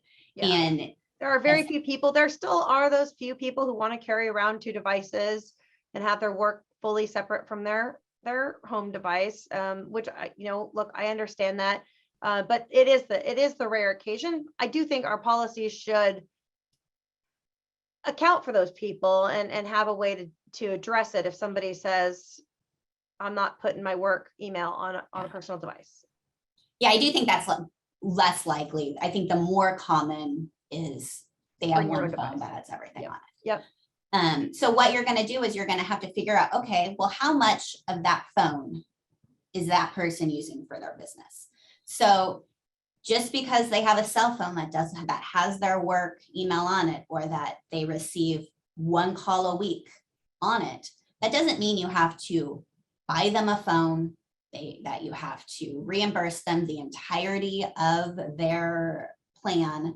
You can do calculations. So either you can provide everyone a cell phone, that's something you can do, or you can let them use their own cell phone and reimburse them for the use. And so that's why I like having discussions with employees that says, hey, how much of your daily use is for work? Have them approximate. Is it 20%? Is it 30%? Is it 100%? Seems unlikely, but for some people, they're going to be on their phone all day because that's just the nature of their work. Yeah, they're going to be on their phone all work day, but they're also going to use their phone after hours and on the weekends. So there's, a reasonable proportion of somebody's cell phone would be, if it's a regular person who's scheduled to work 40 hours a week, there's X number of, hours in a day. There's only so many hours in a day. So somebody could possibly use their phone, and their number of work hours are a percentage of that. And maybe you bake in some extra padding in there. Yeah. The off time, the random times that they take a work call after hours. And then come to an agreement with them. Come to an agreement that says, we're going to reimburse you 50% of your cell phone bill, and let them say, yeah, that's sufficient. That seems right. And so then you have that documentation later on when they say, well, I was using it 80%. You have that documentation that says, hey, we agree 50%, and you agree that if that changed, you would come talk to me, because you're going to have that qualifying language in there that should this change, you need to have a conversation with us. Yeah, one of the things I've done for one of our clients recently was just a cell phone reimbursement kind of agreement form, where we have people fill out, this is how much my current plan costs, this is how much I think I'm using my phone, and they're self-reporting. And then we're looking at that and going, okay, well, we'll pay a reasonable percentage up to X dollars. And then the figuring out what the cap would be, an employer can do some research and figure out what are the major carriers charging for this area. Yeah, in this area, for this typical plan, where you have cell phone and like a reasonable amount of data, because downloading documents on your phone does take data, or transmitting email requires some data. So figuring out what's about the going rate of a phone. So I don't know if in your area it's $100, $200, $75, but if you have that backup support for this is why we picked this number or this cap, then when you're challenged later, you can say, well, we did it based on this research. So, and then we also, like Meagan was saying, gave the people the opportunity to say, well, I couldn't get a plan that was less than, I did some shopping around and my plan cost X, and I don't want to change my plan because I've got, my whole family on there. So, do you allow that person to negotiate a little bit more? By and large, I'm really not seeing people having problems with employees demanding some huge unreasonable amount. Are you, Meagan? No, I find that those discussions, as long as they're had, aren't that painful. And employees a lot of the times are just happy to be getting reimbursed. Yeah. And so, you know, keeping up that employee morale and making them feel like you're doing right by them, it really goes a long way. And it's going to also make a class action POGA case later on a lot more defendable. And so let's talk a little bit about remote work and how this is going to affect expense reimbursements, because it's going to depend a lot on, is the remote work required? So March 2020, everyone forced to go work from home because we had to close all of our businesses. That remote work was employer mandated. You're responsible for all of those business costs. Moving forward, as you're bringing people back and allowing hybrid schedules to work, as long as you're not mandated those hybrid schedules, as long as you're saying, hey, Shauna, I have an office space for you 5 days a week, and I would love to see your face every day. But you want to work from at home 1 to 2 days a week, that's okay. I'm going to let you do that, but that's entirely your decision because I have this space available to you. That's going to be a different expense reimbursement calculation because suddenly you're not requiring them to expend those business expenses. You're allowing them to be sure, at their request. Yeah, and I'll talk because about they that a want little to. bit later too, about when, as we transition people back from this is a mandate to this is Yeah. something we're allowing at this point. The one caveat I would make is, some people are moving to hybrid because they're moving to shared offices. Companies have learned, oh, wait, we don't actually need everyone in the office every day. We can reduce our rent significantly if Group A works Monday, Tuesday, and every other Wednesday, and Group B works in the office every other Wednesday and Thursday, Friday. So suddenly, some of your employees don't have the space to go 2.5 days a week. If that's the case, you're mandating work from home in that hybrid arrangement. Yep. So really, you have to look at, are you requiring the work from home, or is it at their request, and then going from there. Mm-hmm. So we talked about cell phone plans. Internet's going to be roughly the same. If the employee is working from home because of your required work from home relationship, then you're going to do the same calculation as you do for cell phones. You're going to figure out what their plan is, what it's costing them, what their percentage of use is for work use, and coming up to some reasonable calculation there. And so there are lots of different ways I see employees do it. Some do it employee by employee, some do it position by some position. So you can do it a number of different ways. You're just going to want to make sure that you're looking at what the cost is of the plans, what is the expected use, and making those calculations. Furniture and equipment. So again, this is going to go back to what is the work from home relationship? Is it being mandated or is it being permitted? So if telecommuting is permitted based on the employee's preference, then they can use their own personal office equipment. If you're requiring it and they don't have an at-home office, available to them, then it's going to be a little bit more dicey. Do you have to provide them a desk and a chair?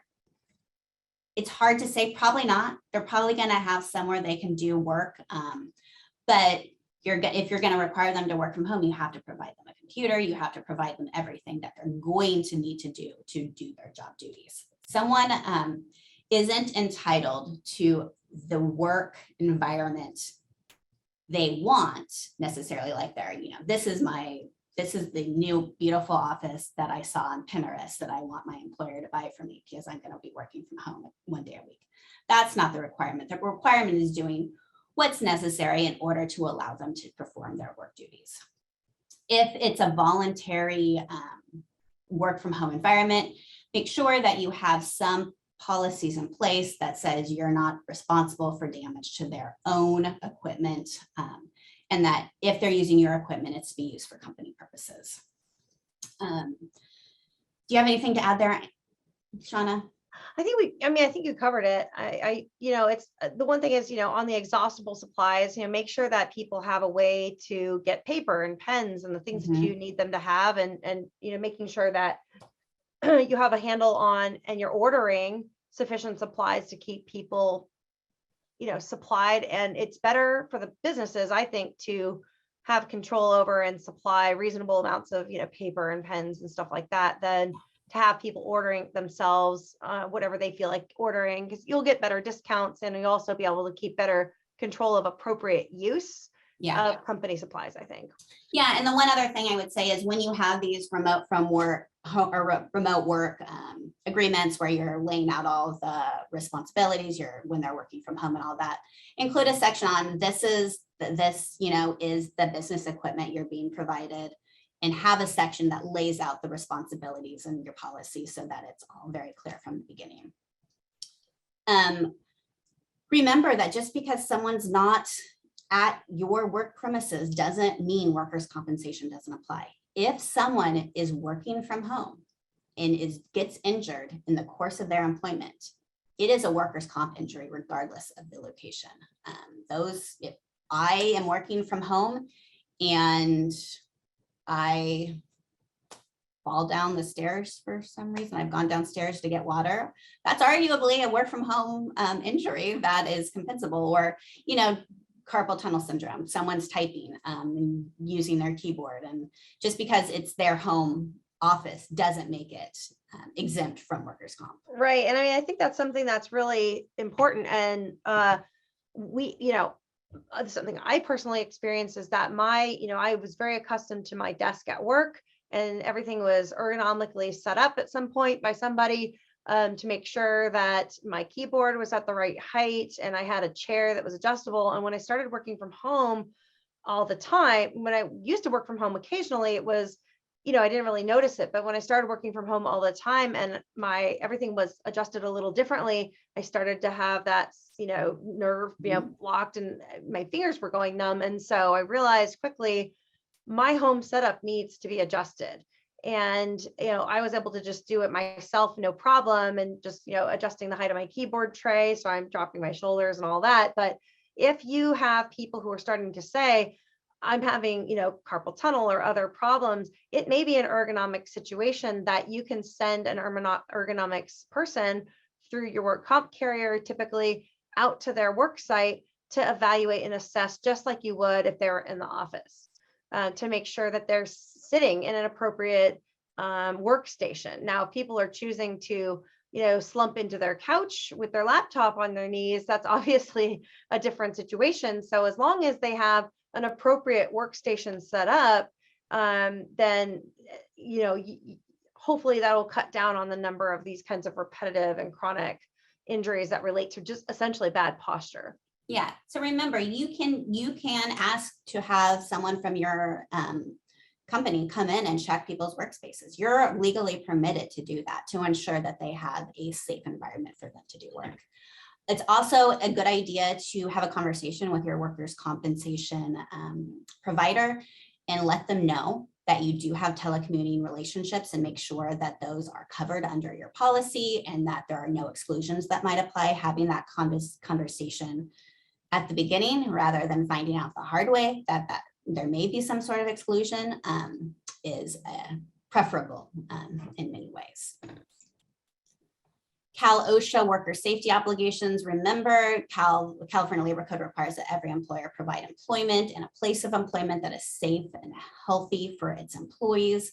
So what is required in the workplace is also going to be required at home. And so you have to adopt your policies and practices to ensure that those Cal OSHA requirements are being met, and that you have an IIP or IIPP that is going to be compliant, and that's going to protect both your employees in the office and at home. And also that you're still recording and reporting any injuries regardless of where they occur. I think we've all seen through the last 2 years how quickly Cal OSHA requirements can change. And as Shauna stated at the beginning, we've all had to become OSHA experts, at least until OSHA changes what's required. And so making sure you're staying on top of the newest, safety concerns and safety obligations. Hopefully now that we're coming out of the pandemic, assuming we're coming out of the pandemic and we aren't about to see another wave. Hopefully we'll see some lessen frequency of, changing of Cal OSHA, but I'm sure there'll be something else that they decide they need to do. So remote worker safety best practices. One, you want to do what we've said and, make sure that you're complying with workers' comp and Cal OSHA requirements. Two, you're going to want to do what you can to avoid fraudulent claims. Set fixed meal or hours for your employees and say, your hours in this remote work agreement, your hours are 8 to 5. Because what you don't want to have to happen is on Saturday at 2 o'clock when someone falls down their stairs going to get a glass of water, that suddenly they're not claiming, well, I work from home, so that was a work from home injury. Because that's going to help you establish whether the injury was in the course of employment versus not in the course of employment. You're going to want to do the safety checks that we discussed earlier to make sure that someone has a work from home setup that's going to allow them to stay safe and healthy. You're going to want to maybe check it. You're going to want to go set it up. And then 6 months later, do you want to check and say, hey, let's make sure that this is still what they're doing and that they haven't changed it so that suddenly they're getting carpal tunnel or something like that. And you're going to want to disclose to your workers' comp provider that you have these telecommunicating relationships so that you don't find out too late that it's something that wasn't permitted under your policy.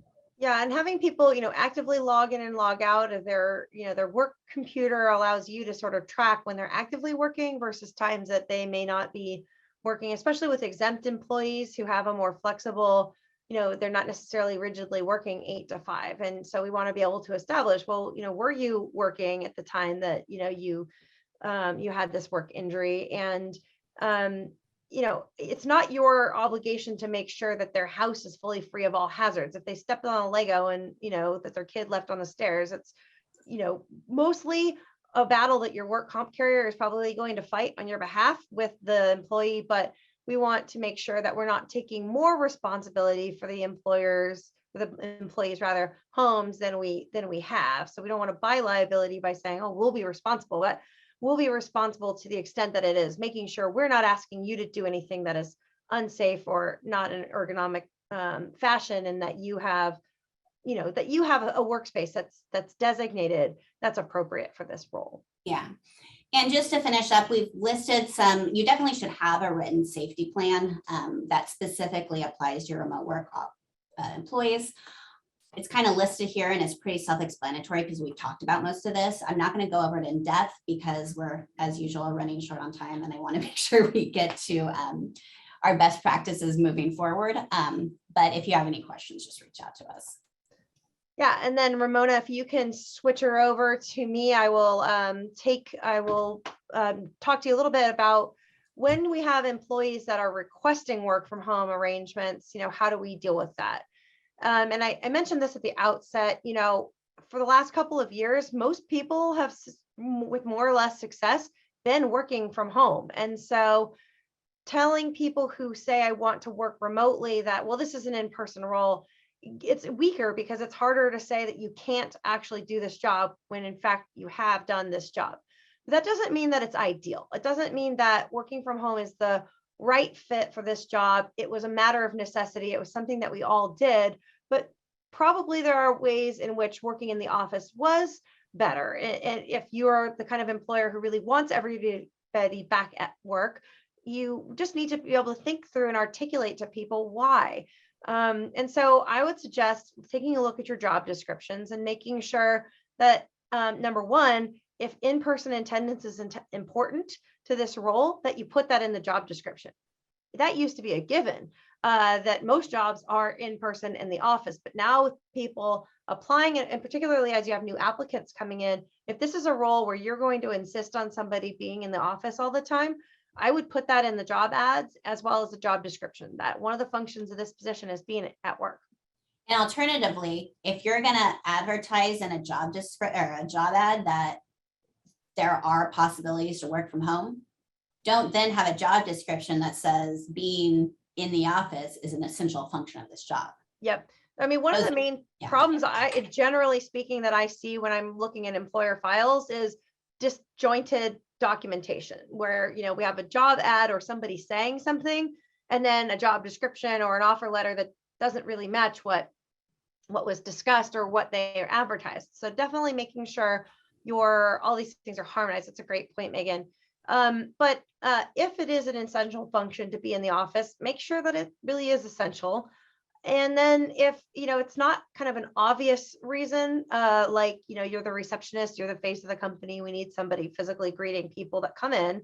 What other reasons is it in your mind, or is it in management's mind, a good business reason that isn't discriminatory and it's not excluding people? Is it a morale issue? Do we have we had problems with supervision? Is there particularized work that really does need to be done as a team that for the last couple of years we've survived, or we've had to back burner certain projects? What is it about your specific business model and this role within the business model that you want them back in the office? And so thinking through that, and some of it kind of is a culture thing, but a lot of it is just, comes down to teamwork, team building, morale, people feeling isolated or disjointed. What I would encourage you to do is, get feedback from supervisors and the people in the current roles about how it's been working for them to be a remote. And you might be surprised at the feedback you get. Some people might have thought, oh, this is, this pandemic is a gift from heaven because I am so tired of my commute. I'd love to work from home full time. But then after working full time from home for a couple of years, maybe they really don't like it because they feel like they have a hard time shutting off at the end of the day. And there's no distinction between home life and work life, or maybe they're run ragged trying to manage juggling childcare and working at the same time. And they really kind of miss being back in the office. You might hear feedback from people who it may surprise you that they are ready to return and they're not going to fight you on it. Conversely, some people may say, this is working great for me and my team really functions just fine without the face-to-face. And we're actively talking on Slack all day and we're great. So think about, culture of both your company, the department, what the specific needs are, what has worked and what has not worked as you figure out what to do going back. And when people make a request to stay remote that have been remote. And consistency is really key with this. So if you have two people, all things being equal, they do the same job and you approve Meagan's return to work request, but you deny mine, I'm going to immediately, look for, well, why did you do that? And so maybe it was that 6 months ago, I made a complaint about safety. And so that's going to be the first thing the plaintiff's lawyers pick out is, aha, well, that's the only difference between you and Meagan, who are both, women over 40, is you made a safety complaint and she didn't, and therefore retaliation, right? And so you always have to assume that the worst is going to be, not that the employee is going to think the worst, but that one of these plaintiff's lawyers is going to get a hold of them and is going to go through the laundry list of protected classes that they might be in and help them find reasons why this might be an unlawful reason, not just an unfair one. So be consistent when evaluating workers' requests and be able to articulate the reason why we're not allowing this for you is X, Y, and Z, and that's different from so-and-so situation. Their job is different. They, whatever the case may be. And then of course, when you're looking at these requests, consider, and it's really important that you keep in mind, are people asking for this as an accommodation for a disability? So we do have to remember that remote work can be a reasonable accommodation. And it's much harder now after a couple of years of doing it to say, oh, well, we can't accommodate a teleworker. Employers used to kind of say that as a knee jerk and it passed muster a couple of years ago. And I don't know about you, Meagan, but now I'm just seeing, how can we say, no, we can't make this accommodation when in fact they have done it. Yeah. And I mean, and one of the accommodations, we have employers on this call who have a vaccine mandate. And so as long as you're going to have a vaccine mandate, you might have people who want an exemption from your vaccine policy, for example. They also may have some other disabilities where they ask for a remote work accommodation. But we have to remember that, a remote work request is no different from any other request for accommodation. So if it's reasonable to continue with remote work for somebody, then that could be a reasonable accommodation. Now, that's not to say it's the only accommodation. And it's not to say that there's no other solution that you as the employer could come up with. And also you're not required to necessarily grant the specific thing the employee asks for, but you should consider it and be able to articulate, if you're going to reject this request, why are you rejecting it? And what other alternatives are you offering the person instead of remote work that's going to address their issues or allow them to continue working as opposed to, having to be fired, for example, if they won't be vaccinated. And so, if they are asking, the face coverings hopefully are starting to be a thing of the past. I know some businesses are still asking for face coverings to be worn.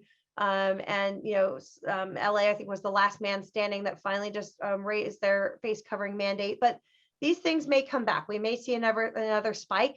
We sort of had 2 spikes per year. And so maybe in July we'll get another one, and we might be finding ourselves sort of back in face covering mandates. So, if you are making an accommodation for somebody for a specific thing, like, okay, we're going to let you work from home during the remote work, during the vaccine or during the pandemic, because we have a vaccine mandate, then if you want to make it clear to them that once that's lifted and once we're past that, if we get past that their expectation is they're coming back. So, make sure that you spell out for them if it's an open-ended and you're willing to, do this on an open-ended basis, or if this is just for a limited period of time because of a specific ordinance or mandate that might be in place right now. I've seen, I don't know about you, Meagan, an increase in remote work requests and hybrid work requests from people who otherwise might ask for leave. So previous to the sort of the pandemic where remote work was very common, when we would get a CFRA, a California Family Rights request, or baby bonding request, people were asking for time off or intermittent leave to go to a doctor's appointment, or intermittent leave to deal with school things for their child or their child's doctor's appointment. And now what I'm seeing, and maybe you're seeing this too, is requests that, well, if I work remotely, then I can work my schedule around all of the other things that I need to do as a parent.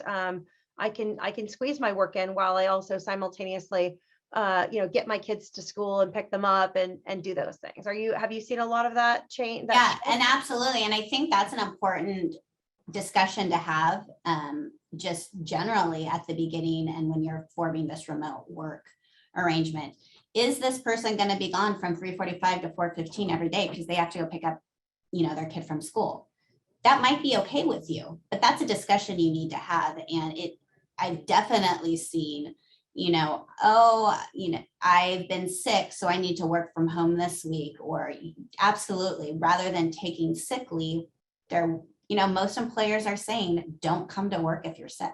Right. And so if you're going to tell them don't come to work when you're sick, you got to be able to say, yeah, you can work from home if it's, something that's plausible and feasible, because you're the one telling them not to come to work. Exactly. And if you're telling them not to come to work, your choices are, as of right now, pay them the supplemental paid sick leave for if it's a COVID related issue or they have COVID symptoms, or let them work from home, because if they can telework, you do not have to pay them for that leave. So, but employers can't sort of have their cake and eat it too, right? We need to sort of be fair. If we're only granting remote work requests when it behooves the company to avoid having to pay people paid sick leave, and then we're denying them when other people are asking for them to accommodate some flexibility, I think we're going to start to see some claims of, discrimination, retaliation, that sort of thing. Absolutely. So another thing I wanted to talk about, sort of related but different, is remote work in different states. I have had a number of employers who have people who started out working remotely during the pandemic and lived in the Bay Area and quickly realized I do not need to live in the Bay Area or Los Angeles where it's super expensive. I can move. Not only can I move to a more remote area of California that might be less expensive, I can move to Arizona or Texas or Oregon. And so if a person is doing a permanent relocation, that is definitely a discussion you need to have before you agree to that. It is not so simple as just saying, oh, you could perform work from anywhere. You could be, on a yacht in the middle of the ocean for all I care. I mean, that's not really true. You do care because many of the states in which people are relocating to, that state takes the position that you need a business license in that state because you have an operation there. If that person's serving customers there, things like that. So there's different standards set by different states, and it's too long of a discussion to have right now, but just be mindful that letting somebody work from home, particularly if they are, doing any kind of like on-site sales, deliveries of materials, goods, and things like that, may mean that your business now has a location in Idaho or Texas or someplace like that. So if you don't already have a presence there, you may need to register as a business there. You certainly are going to need to establish an employer account with their equivalent of the EDD to make sure that the proper state withholding gets withheld. Again, if this is a permanent relocation by an employee. I'm not talking about, when I go on vacation and I field some emails on my vacation from wherever I might be. We're talking about an employee moving. So make sure that you communicate clearly with employees, especially you might not even find out about this until they put in a change of address or something like that, or benefits rolls around and they put in some new information. So make sure that where your remote workforce is, and you're not going to have to double withhold. It's either going to be the local state's tax or California, but you need to know which that is. And there needs to be research and planning done in advance to make sure you're complying and doing the right withholding. And as well, which state's unemployment benefits are going to pay out if the employee moves. What does your work comp carrier think about you having a work site or with a person in another state? Does your current work comp plan cover people in those states? Same with your employee benefits. What about your in-network versus out-of-network care for people's health insurance? So there are a lot of moving parts here, and it's not so simple as I could work from anywhere and it doesn't matter to my employer. It does matter. So I will just leave you with consult your attorney and your tax professional about this, because it is a major significant decision if you agree to allow somebody to move their workplace. And then Meagan, I think we've somehow went from having plenty of time to being out of time. Yeah. Can you talk quickly about managing work expectations? And then we'll all look through the queue while you do that to see what we haven't maybe answered along the way. Perfect. Here, Ramona, can I get perfect, thanks. So just communicate. I think the key part of moving forward and determining what you're doing is to communicate with your employees and have that discussion. This is what we're going to do. This is what why we're doing it, and this is how we're going to move forward. Have that plan in place. Have those discussions because as we've all seen through this great resignation, employee satisfaction is, it's always been important. We all want our employees to be happy with their jobs, but employees no longer think that they have to stay in a job they're not happy in, and they will move. And so before just automatically returning everyone back to a pre-pandemic 40 hours a week in the office, think about it. Is that necessary? Do your employees want to stay home 1 or 2 days a week? Do they not want to? Just have those strategic conversations and make those determinations moving forward based on what the needs of your business are, as well as the wants and needs of your staff. Obtain feedback from everyone, and then make decisions based on that. If you're going to require people, I think most of us have come back to the office at least in some way, but if you haven't, give people notice that they're going to have to come back to the office, and whether or not they're going to be coming back on a, full-time basis, whether they're going to be able to do some sort of hybrid plan. People lives have changed in the last 2 years. You may have had childcare before that you don't have now. You may have, made other arrangements. So making sure that you're giving your employees ample time to and ample notice that they're going to be coming back to the office is key. And then be fair. If you're only bringing back some people and not others, if certain departments have to come back, if certain employees in those departments have to come back, don't hide the ball. That's just going to, cause dissatisfaction. In a vacuum of information, people always insert a devious, malicious, personal reason. So being transparent really helps avoid people feeling taking it personally. Exactly. So if you are making decisions based on, departments or employees, if you're not bringing everyone back, if you're only bringing certain people back, think through that disparate impact, making sure that you're not treating one group of people differently than another, even though you're not, Intending wanting to do so or meaning to do so. Make sure that that's not some sort of thing that's happening just because it is. And then use those remote work arrangements, have those agreements in writing, make expectations clear, and go forward. Yeah. So Meagan, I looked through our queue and I believe that because I kind of had kept an eye on them as they were coming up, we've covered there's a couple nice comments. So thank you for your just interaction with us on the queue. But we did answer the questions live that, later on in the presentation. So I don't think we've got any new Q&A questions that we have not answered. So with that, I'll let you take us out, Meagan.